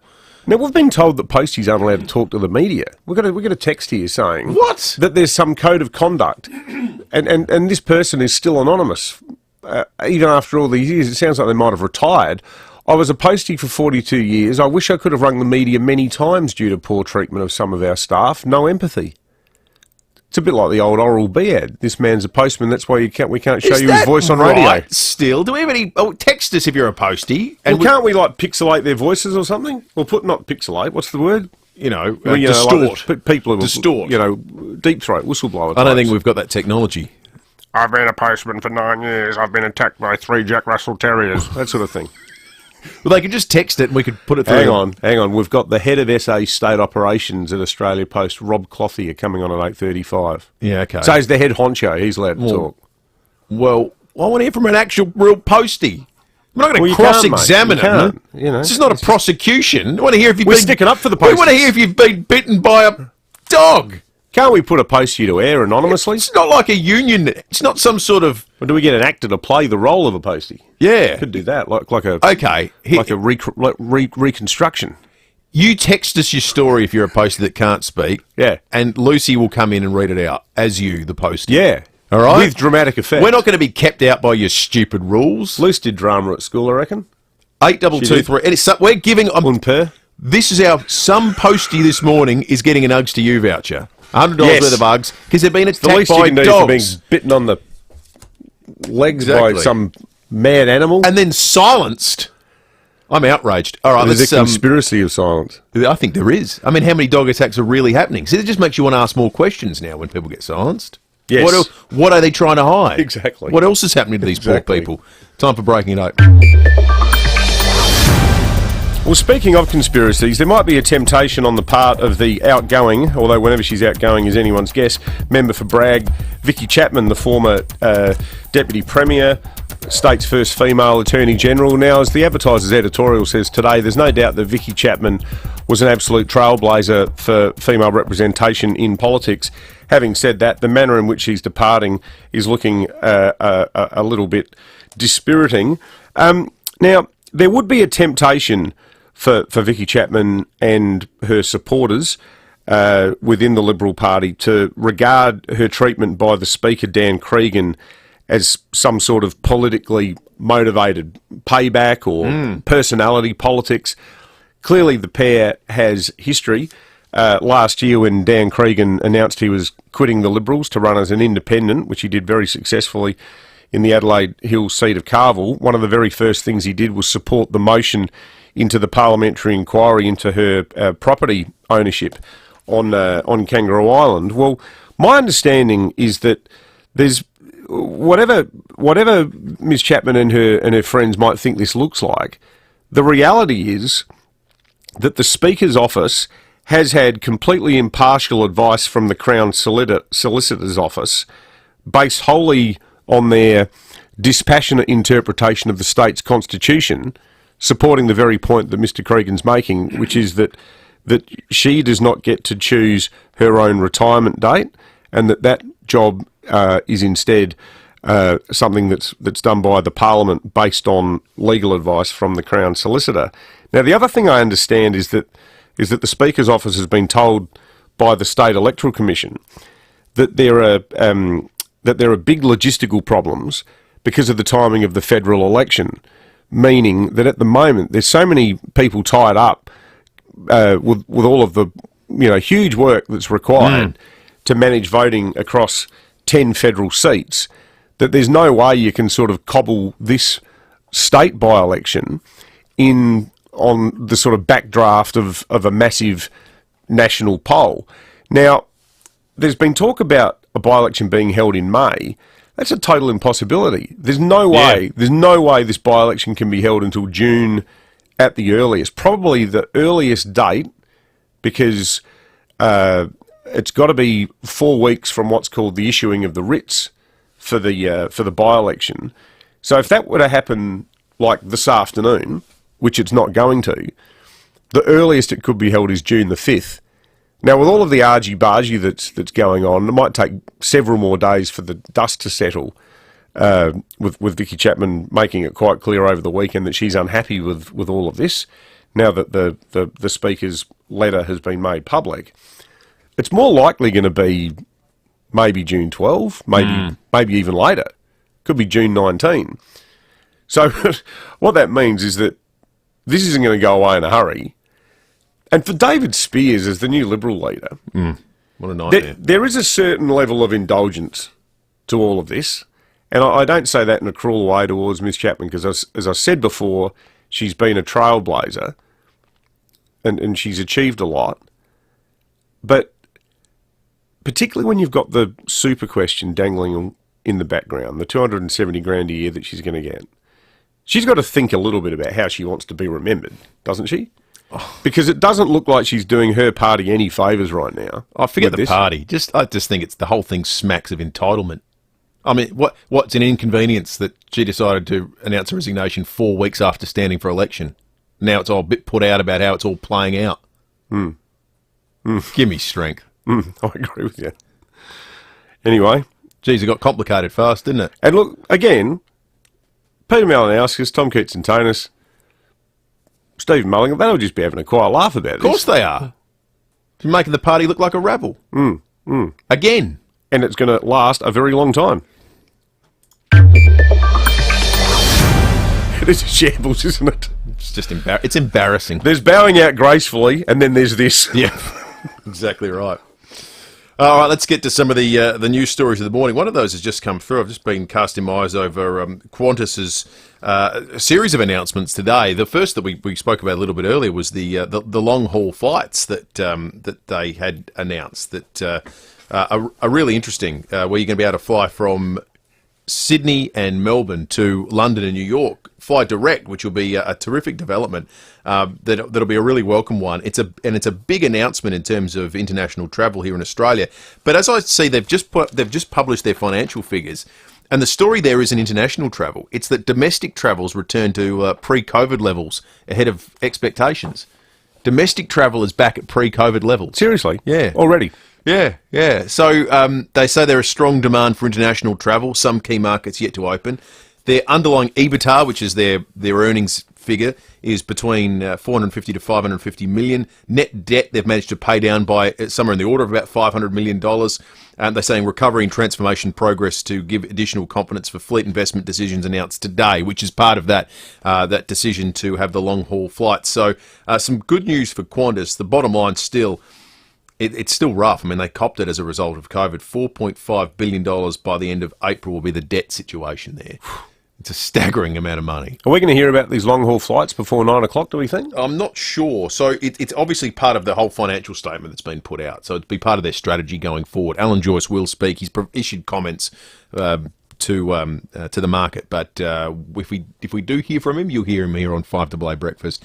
The other thing we've been talking about over the course of the morning is kids' vaccination rates, which haven't progressed to the level of the state government's liking. Chris Picton is the Minister for Health and joins us now. Minister, good morning to you. Well, good morning, Will and David. What do you think's holding people back on this front, Minister?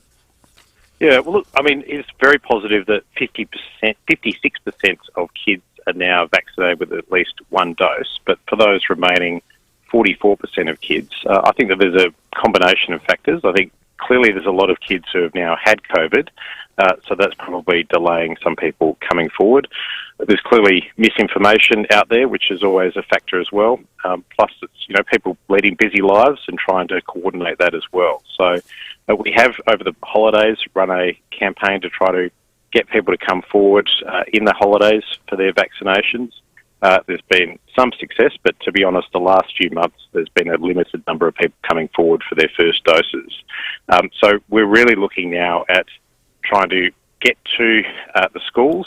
We're running a in-school program that will be starting in the next few weeks, that will be looking at 40 schools across the states where we see particularly low vaccination rates, to make sure it's as easy as possible for families to protect their children, as well as making it easier for the process of giving parental consent to happen as well. Hey, just quickly, there was a good announcement yesterday about motor neurone disease. Oh, absolutely. It's an absolutely horrible disease, and about 100 people every year in South Australia contract this disease. And sadly, it's a real discrepancy between if you get it before you're 65, there's a whole range of resources available under the NDIS. If you get it after 65, there's very little under the aged care system. So we've committed before the election, and now we're able, I'm very excited to say, deliver on this, a program where we can help those families, help those people with additional health support, additional equipment, because it's anybody who knows somebody who's gone through this can tell you how absolutely awful it is, and we should be doing everything we can to help. Yeah, absolutely. Good stuff. Chris Picton, the State Minister for Health and Wellbeing. 19 minutes after. Right, one of the other stories this morning, I think this is interesting, and this is actually a sign of the times story.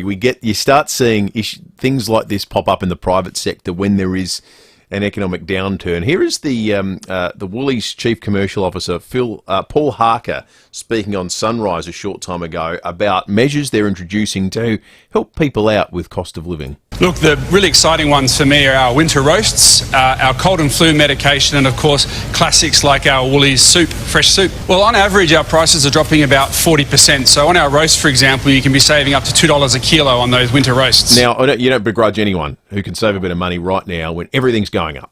Inflation's highest it's been in 20 years. Petrol's high. Everything's going up. Houses are tough. So you're going to save yourself a couple of bucks. That is everyone's right and prerogative.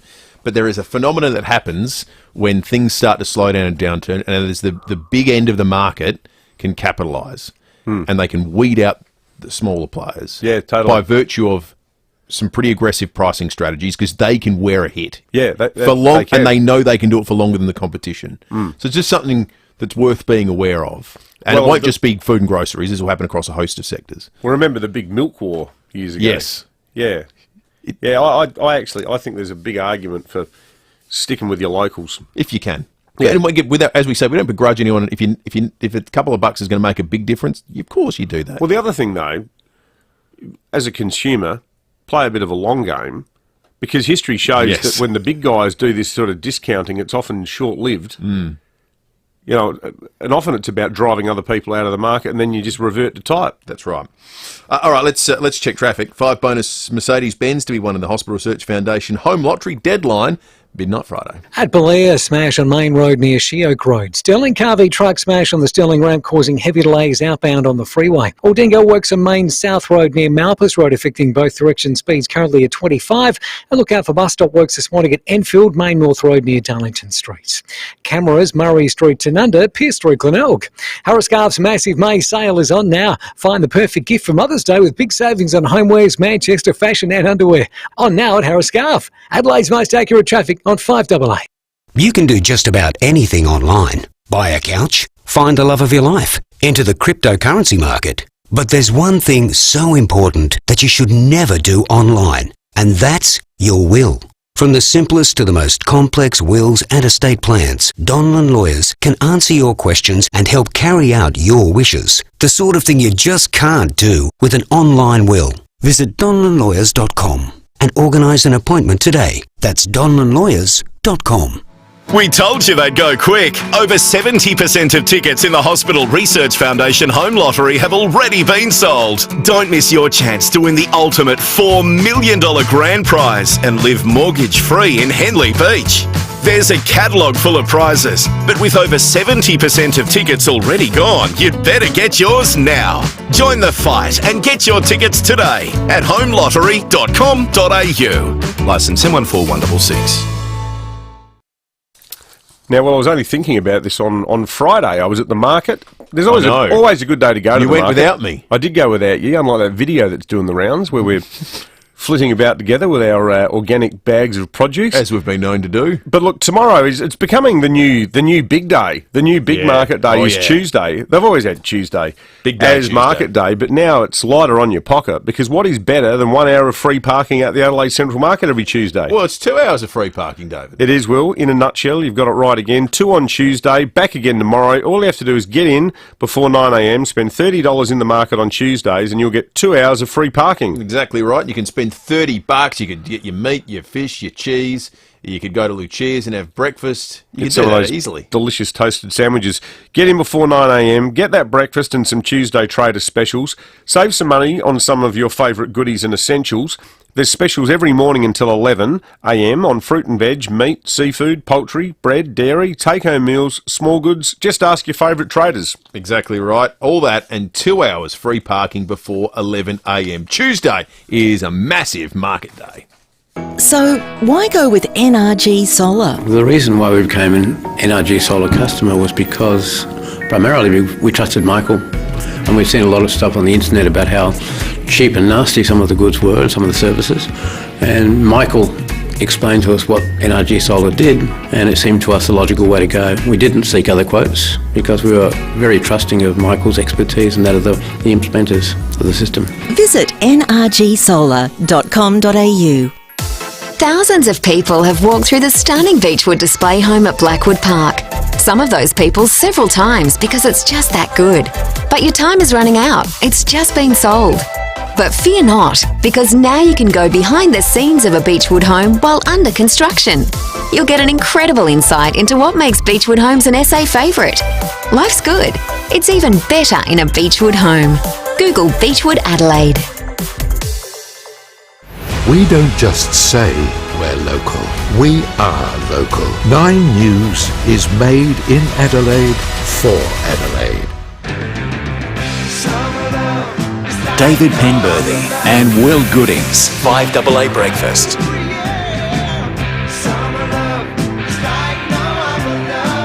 25 minutes after 8, we're joined live in the studio by a cheesecake. It's been here since 6 o'clock, actually. It's really making itself comfortable. It really is. It's looking good, actually. The Cheesecake Shop. Mother's Day coming up. We're going to have different cheesecake with us every day of the week. You can, if you just wanted to look at a cheesecake, you can do so by looking on the 5AA Facebook or YouTube live stream. We've got a $100 cheesecake voucher to give away as well for the Cheesecake Shop. The perfect Mother's Day gift is a piece of cake from the Cheesecake Shop. Order online today. And today is significant because today is International Harry Potter Day. Harry Potter? For a generation, including our producer Lucy, the defining book of their childhood. We want you to tell us on 8223 the defining book of your childhood. What's the number one book you remember your parents reading to you, or you remember growing up reading yourself when you were a kid? You know, it's funny. 8223 I had this exact conversation last week with my son Sam when I was reading to him at night, and he said, "What was your favourite book when you were young, Dad?" And I said it was called Sparky the Space Chimp. And I googled it, and you can buy it on eBay for like $17. That's about chimps in space. You know, you can't buy mine anymore. I think it's been cancelled. Was that Milton Friedman's? No, Ayn Rand's The Fountainhead. No, my God, you make me sound like Caleb Bond. Only without a tweed jacket. Exactly right. The book I most fondly as a kid, having read to my brother and I, was The Faraway Tree by Enid Blyton. It's a good book. And all of Enid Blyton's stuff has been cancelled, which I think is a great shame because they were just beautiful books, great stories. 8223 You can text as well on the Telstra Store Mount Barker text line. I can remember reading a book by Agatha Christie called 10 Little Bleeps. Oh, really? Yeah. I didn't know Agatha had been cancelled as That well. book certainly has. All right, well, The title has. for the purpose of giving away the $100 I'm not actually cheesecake... lamenting that either, because... Okay, I'm not actually... I don't know the book you're talking about, so I'm not sure. The N-word. Oh, is it? Yeah, it's the actual title of the book. It's a great book. And it's from the old, incredibly racist nursery rhyme. Of course. Yeah. Yeah. Okay, let's take some calls. Scott and Glenunga, what was the defining book of your childhood? Good morning, boys. My favourite book would have to be Willy Wonka and the Chocolate Factory. Oh, what a With classic. the Oompa Loompas. The Oompa Loompas, I loved it. Thank you, Scott. That's good. Let's go to Fulham. Angus, good morning. Good morning, how are you? Good. Good, thanks, mate. Good. The Lion, the Witch and the Wardrobe opened up the whole Narnia series. C.S. And Lewis? as a kid... Yeah. Yeah, C.S. Lewis, that's right. Yeah, great It's brilliant. stories. Absolutely brilliant stories. Dean in Craigmore, good morning. Good morning, boys. Mine was Biggles of the Camel Squadron. Oh yeah. The Biggles stories are amazing. They're That's excellent. a great suggestion. Thank you, Dean. Chris, good morning. My favourite book when I was a little girl, when I was about 11, Magic Pudding. Oh, yeah. Roald Dahl. Norman Lindsay. Yeah. Norman Lindsay. Norman Lindsay. Isn't it? Yeah, Norman Lindsay. Yeah. Norman Lindsay, yes. Yeah, the Australian one. Yes, the magic pudding. There's a penguin, there's the koala with the sideburns. That is a terrific... They always take a slice out of the... Yeah. Pat in Peterborough, good morning. Yeah, g'day, fellas. Sun on the Stubble. Which one, sorry, mate? Sun on the Stubble. Sun on the Stubble. Oh, yeah. Yeah. I reckon I own that one. Colin Teeley. Some of these things were just staples of the childhood bedroom, aren't they? So good they named a highway after him. I don't know how we make a winner, but I think we just do it randomly. Let's give it to Chris. Chris. Why not? Chris. You've got a $100 cheesecake voucher coming your way. For people, a cheesecake shop voucher, should I say.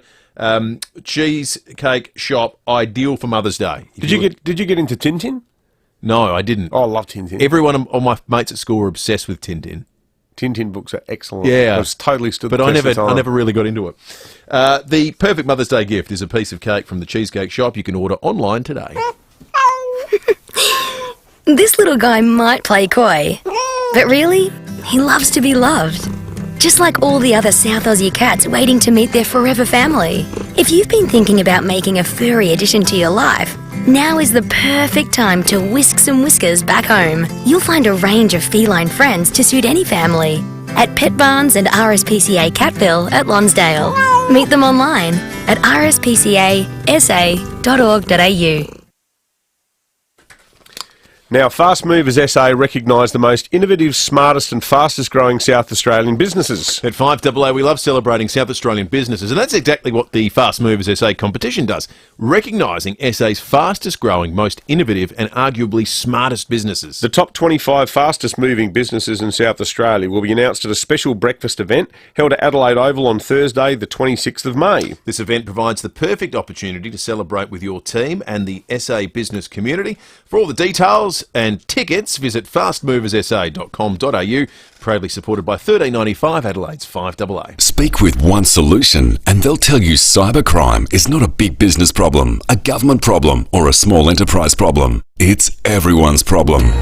Ransomware, malware and adware remain the #1 threat. One call to One Solution will put your business in a safe place. It's the smartest, most cost-effective business decision you'll ever make. Get in touch with One Solution, winner of the National Telstra Customer Experience Award. onesolution.net.au. FIVEaa Breakfast is streaming live right now. To watch, simply head online to FIVEaa Facebook or search FIVEaa on YouTube. This is Adelaide's FIVEaa. Partly cloudy, 22 today with the 8:30 news. I'm Mel Usher. Purchase Mum a Physio Extra massage voucher online or a Pilates gift pack at your nearest clinic. physioextra.com. Qantas has announced it will operate non-stop flights from Australia's east coast to New York and London by the end of 2025. The long-haul flights will initially operate out of Sydney, with the airline ordering 12 new Airbus A350s for the service. Two men will face court today after a lengthy police chase yesterday. The Commodore had been stolen from Royal Park the night before. Senior Constable Rebecca Stokes says it was first spotted in Largs Bay, then tracked on and off to Jepps Cross before heading back toward the city. Broad daylight, lots of people out on the road. The car was driving very erratically. It actually was involved in a few collisions in North Adelaide, including colliding with a police car. Police terminated the pursuit. The stolen car was just, out of control. Driving through the parklands, there was people playing on the sports fields. It was abandoned in Bowden and two men, aged 26 and 29, arrested and charged. The Prime Minister is seeking to woo retiree voters as Labor retains its election-winning lead in the latest polling. Lucy Gray is following the campaign. Surveys by Newspoll and Resolve Strategic show neither major parties hold enough primary support to govern in their own right. But Labor is likely to be propelled from opposition into government with the help of Greens preferences.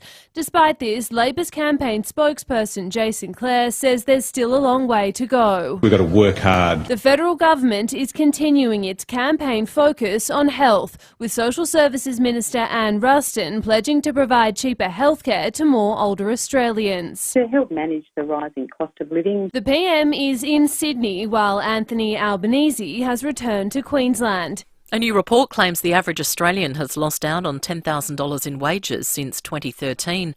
The Australian Council of Trade Unions argues it's because wages haven't kept up with productivity gains. ACTU Secretary Sally McManus has pointed the finger at the federal coalition. You can look at the current, spike in inflation, say, OK, there's all this stuff happening overseas, supply chains and wars. That is all true. But before then, we already had a problem. And so when a big shock like this comes along, it really, really hurts working people. Last year we went backwards in real terms. The average worker, $800. We're on track for about $1,000 this year. It's back to school for many students today for the start of Term 2. The mask rules from Term 1 will remain in place for at least another month.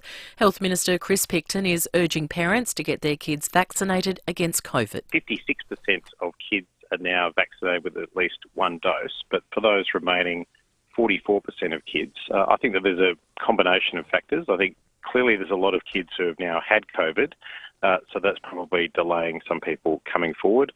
There's clearly misinformation out there, which is always a factor as well. In the US, guests have been forced to jump from their balconies to escape a burning hotel. Michael Genovese reports. 75 rooms have been destroyed at the resort in New Hampshire. Hotel guests were seen jumping to safety with heavy smoke pouring from the third floor. 4 people were injured in the blaze, fanned by strong winds. It's unclear how the fire started. Now turning to FIVEaa Sport. Gliderol Garage Doors' new Platinum and Native Series sectional doors are here. Gliderol.com.au. What are the Crows and Port up to today, Tom Wren? Well, Mel, they're going to have a light training session, both of the sides, after the weekend's result. The Crows smashed at home by 59 points, with Brodie Smith and Ned McHenry copping head knocks, while the Power will be keeping a close eye on Mitch Georgiades, who was subbed out against the Saints with a calf complaint. Now, 5 players face fines or suspension following Saturday night's game between Carlton and North Melbourne. The Blues' Liam Stocker and North's Nick Larkey can accept a 1-game suspension with an early plea. That's for engaging in rough conduct. The NBA playoffs have continued this morning, with Golden State claiming a thrilling 1-point win against the Memphis Grizzlies. The Warriors holding on 117 to 116 to claim a 1-0 series lead. Earlier, Milwaukee also claimed a 1-0 series lead after beating Boston by 12 points. To soccer now, Son Heung-min has scored a double to help Tottenham secure a 3-1 win against Leicester. His second, an absolute peach from outside the box. Son, worth a go! Oh yes, it's worth a go! Magnificent! Son Heung-min with his second. And what a second! It was delightful audio there, thanks to Optus. 2 other games in the English Premier League overnight. Arsenal 2-1 winners against West Ham, while Everton enjoyed a 1-0 upset win over Chelsea. Meantime, Ange Postecoglou's Celtic are closing in on claiming the Scottish Premiership after a 1-1 draw against Rangers. The result leaves them 6 points clear at the top of the table. And in some golf to finish, Australia's Hannah Green is just 1 shot off the pace in the final round of an LPGA event in Los Angeles. She's currently 7 under, just 1 shot behind a host of players, including Lydia Ko.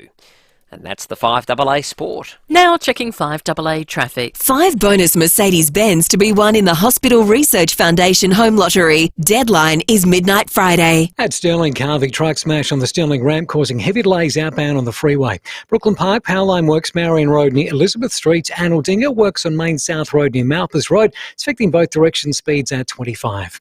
Busy at the moment, Cross Road, Victoria Avenue to Unley Road with cameras Pier Street, Glenelg and Truro Road at Kapunta.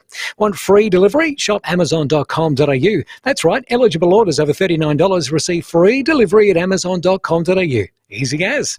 Adelaide's most accurate traffic on 5AA. The 5AA forecast, partly cloudy, 22 today, 23 tomorrow with a late shower or two, and then showers on Wednesday, 16. Right now it's 15 degrees. More news as it happens on 5AA. Hi ladies, Heather from Joyreen Fashions. If you have a wedding, special occasion, or maybe you're venturing on a cruise in the next 6 months, now is a great time to purchase some garments. All full-price special occasion garments are discounted by 20%. While you're purchasing your special occasion bargains, you can also view our new arrivals of warm winter casual wear. We're looking forward to assisting you this season at Joyreen Fashions for mothers and daughters, 491 Portrush Road, Glenunga. I don't really like talking on radio, but I do like talking about our cows at the FIVEaa Milk Company. And I love helping support SA dairy farmers. They're a great bunch with beautiful families. They work day and night to produce the best milk in SA. So when you're in the supermarket, look for FIVEaa Milk Company. South Australian and proud of it. I'm getting good at this. FIVEaa Milk Company, celebrating 15 years of SA business. FIVEaamilkco.com.au. David Penberhty and Will Goodings. 5AA Breakfast.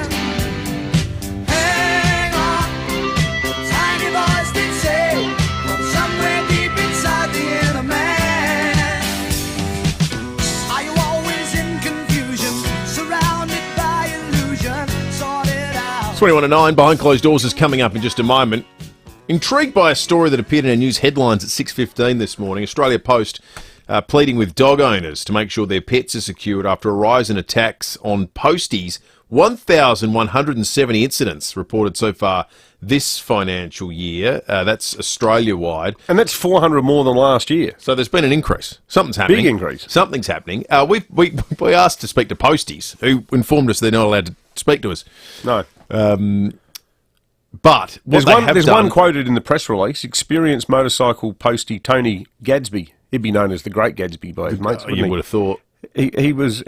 He spent 20 years delivering mail and parcels. He was recently the victim of yet another dog bite while covering a new route. It was unexpected, so I just didn't have time to prepare. The dog just raced past me. It was a shock, and it's made me more vigilant going to doors. In all seriousness, people shouldn't have to deal with that at work. Absolutely not. Absolutely not. And I tell you, they might not be able to speak, but we've got Paul and Sue who've sent us texts of horrific injuries. Really gruesome. I don't know why they felt the need to share pictures of the gruesome dog-related injuries they received. Because a picture tells 1,000 words, I guess. Well, I guess so. But my message to them and anyone else thinking of sending in a gruesome image would be, we believe you. Yeah, that's right. Okay? Take it as read. Don't need to see it. We've seen a lot of red, actually, as it turns out. That's right. Paul, I hope you got that scene too. And Sue, it sounds like you've recovered. But we want to do more on this story. The interesting local bit of this is the worst places in SA, Lonsdale, Edinburgh North and Port Adelaide. They're the most difficult places if you're a postie dog-wise. Rob Clothier is the head of operations here in South Australia for Australia Post. Rob, good morning. Good morning. So, Rob, one positive part of this for South Australia is it looks like we are arguably underrepresented based on our population share. We've got about 70 of the 1,173 incidents nationally have happened here in SA. Yeah, that's correct. So we're leading the nation. Yet it's still happening. In the wrong way. No, it's still too many. It's 70 too many. So, yeah. I can't make light of it. So it is scary. I can tell you I was an ex-postie, so I started as a postie. And did you get bitten? It's not a lot of, I have been bitten a few times, and I can relate to the people that are still going through it. So it's not a lot of fun when you go to a house and you think it's safe to go up the driveway and knock on the door and look, it's not the owner's fault. We get it, but you open the door up and all of a sudden that dog that's always friendly for some reason might just be being protective on that day, leaps out and, takes a chunk out of your leg or your arm. And, there's been cases of plastic surgery required from dog bites. So. Do you rotate the posties around, Rob? Because I'm just wondering, for those people then that have to deal with that scenario that you're talking about in these areas where we know it's at its worst here in South Australia, does that mean that's just their reality all the time and there are other people and other beats that have got it a bit easier? No, we don't rotate. We have obviously relief posties, but a postie normally has its own round that they deliver every day, 360 days a year. So, but in saying that, now obviously they go on holidays, and then a relief postie comes along, mightn't be aware of the environment. We have our own hazards internally in place to try and help the person that's doing that new round. That there might be an issue at some houses. Like a classic example is the letterbox that's set back just behind the fence. You put your hand through the fence, the dog's sitting below, you can't see the dog, and the dog's the fence, it just sees that this strange hand come through the fence, and it's almost a game, and it jumps up, leaps on, and grabs onto the postie's hand. And if you're a regular postie, you know that, but obviously if you're a postie that's covering rec leave or sick leave, that's a major issue. We got a call off the air a short time ago, Rob, from a dog owner who said they were wondering whether the new carts that they drive around in, the covered carts that look good for weather, might be irritating some of the dogs because it sets her dog off. Oh, that's interesting because they're actually quiet because they're electric. Yeah, they are. But I wonder if they're quiet to us, but they might be issuing a noise at a level that only a dog could hear. Well, anyway, that's her experience. So. Yeah, because in the early days, the motorbikes, was always the theory that the rattle of the motorbike would upset the dogs. But, right. We've now increased our EDVs. Like, we've actually got a 34% increase in our EDVs, which is electric delivery vehicle, in South Australia. So we've had a massive increase in our electric vehicles. But I wouldn't have thought that'd be the problem because they're actually very, very quiet. You almost can't hear them coming. So I think it's just a case of with COVID, there's more people at home, more people working from home. So the dogs are probably in the yard a bit more than they used to be maybe 3 or 4 years ago, 5 years ago. And you guys are probably doing more deliveries than ever, though, with the rise of online shopping too, aren't you? Yeah, we've had a massive increase. Even for March, in Adelaide alone, we had a 23% increase in parcels. And this is not just our posties. I'm talking about our van drivers. There's a whole team of van drivers that are out and about delivering parcels, going up to the door, knocking. So we're definitely going more and more to the front door of every house than we did, say, 3 or 4 years ago. I mean, my advice would be, if you can't lock your dog up, is get online. It's free. Join up with My Post. We have our 24/7 parcel lockers now that's free and convenient. So you have an issue where you can't shut your dog up properly or restrain it, then maybe get online and look at our, go through My Post and register with our parcel lockers. Yeah, good advice. Absolutely. Good on you, Rob. Good on you, Rob. And Thank you. You made the good point, David. It's a workplace issue, isn't it? You turn up to your place of work. Well, imagine if every time you came to the FIVEaa studio, you got attacked by a golden retriever. Terrible. Well, we had HR step in when you went through that period where you were biting people. So I sort of know what it's like. It only happened to the odd Minister of the Crown. That's Ian Hunter. Yes. I wouldn't let go of his leg. Trevor in Nova Gardens used to be a postie. Morning to you, Trevor. G'day, boys.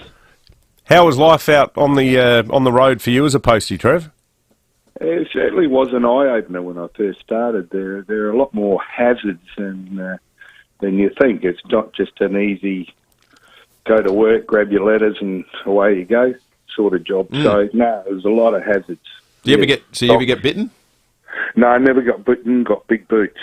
That's the secret. But how often did you have to deal with a dog, though, Trevor? Was it a daily thing? Was it a weekly thing where you'd find one? No, daily. Absolutely daily. But you got to know your round, and you got to know where your dogs were probably most likely to have a crack at having a bite at you. But with more parcels than that now, it makes it worse. But you get to know your route. But if you get a relief route and there hasn't been a hazard card put in on it, well, you might get a mighty surprise. So I'm a dog owner and I love my dogs, but sometimes I think there's this sort of weird mindset among people with dogs that when the dog starts getting aggro, they seem to think that it's somebody else's fault other than the dog's. Oh, no, he would never do that, little Binky. He's got a wonderful temperament. Next thing you know. Hey, good on you, Trev. We appreciated the call, mate. I tell you what, let's give Trev a $100 Uggs to You voucher. Uggs to You, They're at the corner of Frederick Road and Grange Road. Yeah, we love Uggs to you. We love Uggs to you. They do a wonderful job. Mary. Lovely couple. Drive from Nova Gardens there. It'll be like my old school drive, Trevor, and you can get that $100 Uggs to you voucher. Thanks for calling in. CJ the Postie has also sent us an email. Says, as a retired contract postie 3 years ago, after 26 years of riding the rounds, my contracts took me to Dunda, Angaston, and Berry over this time. Whilst in Berry, I was bailed up by two dogs that came from a house with an interesting fence. Why do you ask? They were of Staffy breed. A bit angry. I had a dog come at me from either side of the bike. I was trying to fight off one dog on my left. The one on the right came at me. It was like a coordinated attack, it sounds like. After 5 minutes of basically being pinned down, a gentleman a few houses up the street came up the footpath with a garden rake. Now the fight being fair, 2-on-2 instead of 2-on-1, I was able to escape the situation. Sounds like one of these Hong Kong films. It does sound a bit like that, doesn't it? Enter the Rake Guy. And another... starring Bruce Lee. The rake guy's the hero. We need to get him some Uggs. CJ the Postie also got attacked once at Udunda on his birthday. So, CJ... happy birthday to me. Happy birthday. Good on you, CJ. Absolutely. All right, it's 12 to 9. Time to check traffic. Five. That's right. 5 bonus Mercedes-Benz to be won in the Hospital Research Foundation home lottery. The deadline is midnight Friday. At Stirling on the freeway, heavy delays outbound from an earlier smash on the Stirling ramp. Brooklyn Park, power line work there. Marion Road near Elizabeth Street heading outbound. One lane closed at the moment. And Enfield, keep an eye out for bus stop work slowing things up this morning. Main North Road near Darlington Street. Busy Anzac Highway, Leader Street to Green Hill Road. And look out for a camera May Terrace, Brooklyn Park. Send mum to Cloud9 this Mother's Day with a Blue Lagoon Float and Spa voucher. You could win a salt lamp worth over $1,000. Visit bluelagoonfloatandspa.com.au. Adelaide's most accurate traffic on 5AA. Hello, I'm Lynn Andrews. For over 50 years, we have specialised in commercial and residential property management. But above all, we specialise in people, helping to make life easy for property investors and the tenants of their properties. Everyone is treated with integrity and respect. That's the Lynn Andrews way. For commercial and residential property management, we are here to help. Visit lynandrews.com.au. We told you they'd go quick. Over 70% of tickets in the Hospital Research Foundation home lottery have already been sold. Don't miss your chance to win the ultimate $4 million grand prize and live mortgage-free in Henley Beach. There's a catalogue full of prizes, but with over 70% of tickets already gone, you'd better get yours now. Join the fight and get your tickets today at homelottery.com.au. Licence M141166. Mini Jumbuck, Australia's favourite wool bedding products. Now located in McLaren Vale, Mini Jumbuck has a great range of quality Australian-made wool bedding products to suit all sleepers and all climates. You'll love their extensive range of Australian-made quilts, mattress toppers and pillows too. And remember, Mini Jumbuck McLaren Vale also stock a huge range of genuine sheepskin Ugg boots and quality merino wool clothing. For Australia's favourite wool products, call into Mini Jumbuck McLaren Vale, open 7 days. Troy? Yep. I see you've set a brainstorm session for 11. Yep. And the location is in your Hyundai i30? That's it. You realise the big room is I prefer my i30. The remarkable i30 is packed with advanced safety and intuitive tech. And from just $27,990 drive away with auto, now's a smart time to buy. T's and C's apply. Visit hyundai.com.au/offers for details. Imagine that. Hyundai.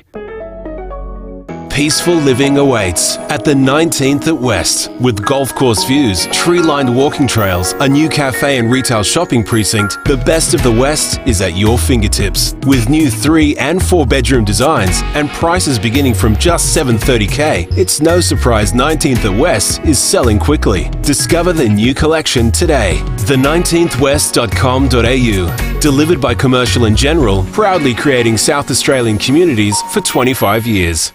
We don't just say we're local, we are local. 9 News is made in Adelaide for Adelaide. David Penberhty and Will Goodings. 5AA Breakfast.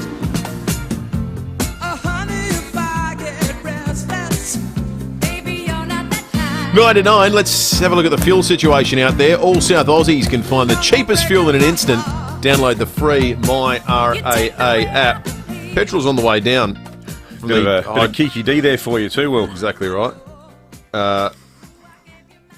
Coming down from the $1.80 mark, Ampol Port Road, West Tymarsh, $1.59.9. That's not bad. Liberty Marion Road, Marion, $1.59.5. The Ex-Convenience, Edmund Avenue only, $1.59.5. And one of the cheaper diesel prices we could find was the United Port Road, Queenstown, $1.87.7. Diesel's expensive at the moment, isn't it? Has been for a long time. Yeah. Used to be the cheap alternative. Yeah, that's right. Nothing feels cheap at the moment. Even when we do Fuel Watch to literally tell people about the cheap prices, but I never come away from it thinking, yeah, $1.87. Well, that's really fantastic. Great. You ripper. Yeah, exactly. Can't wait to fill up.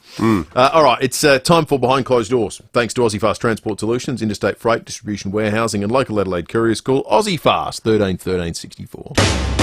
And when we get behind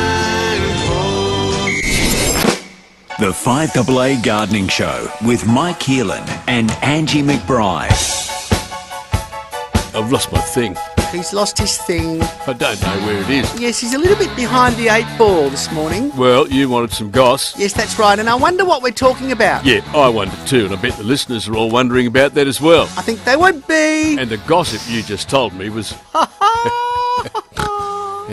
Hello, Michael Keelan. Hello, Angie, and what was all that about? I don't know. Right, it's a beautiful day, and the vastness of space is hard to imagine, isn't it? It really is, Michael. And are we going off on another tangent? Yeah, we are. Oh, good. I don't think any of us really understand how big the universe is. It's just mind-boggling. That's right, Michael. It is huge. And the nature of time is also very hard to get a handle on. Time, isn't it? Yes. They say so many light years. I mean, has anyone ever travelled for a light year?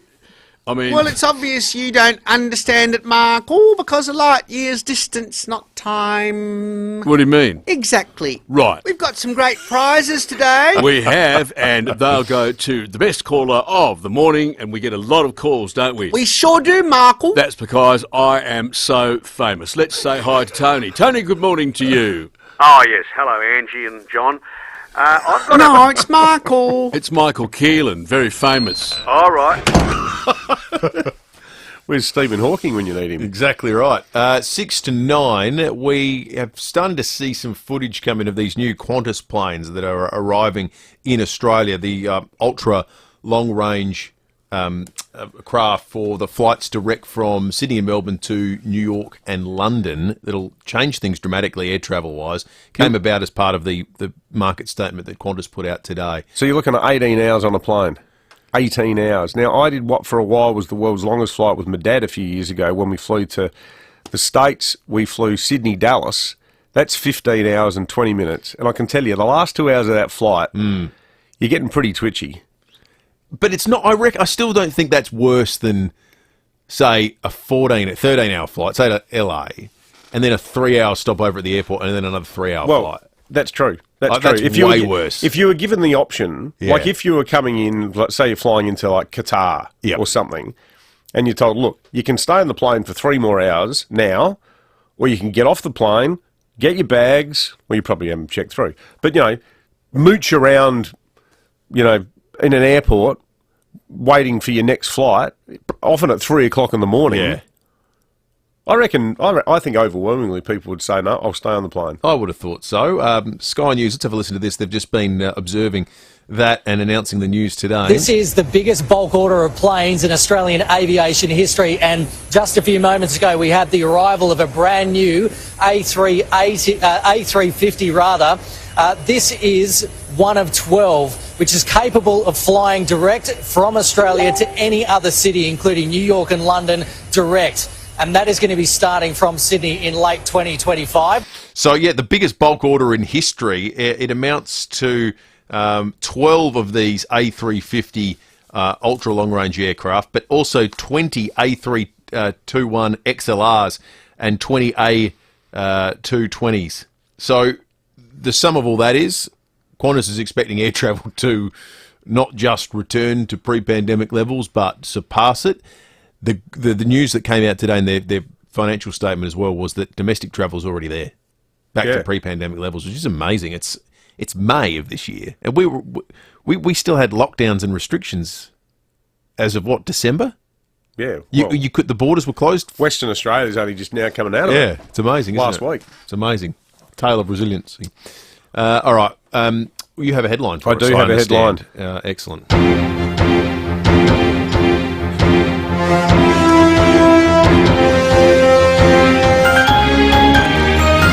Dog of an idea. 5AA listeners say they've had it up to here with pets on a plane. I've had it up to here. Is that what he said? It's part of what he said. It's part of what he said. We're out of time. Graham Goodings is coming up after 9 o'clock, and we'll catch you tomorrow morning from 6.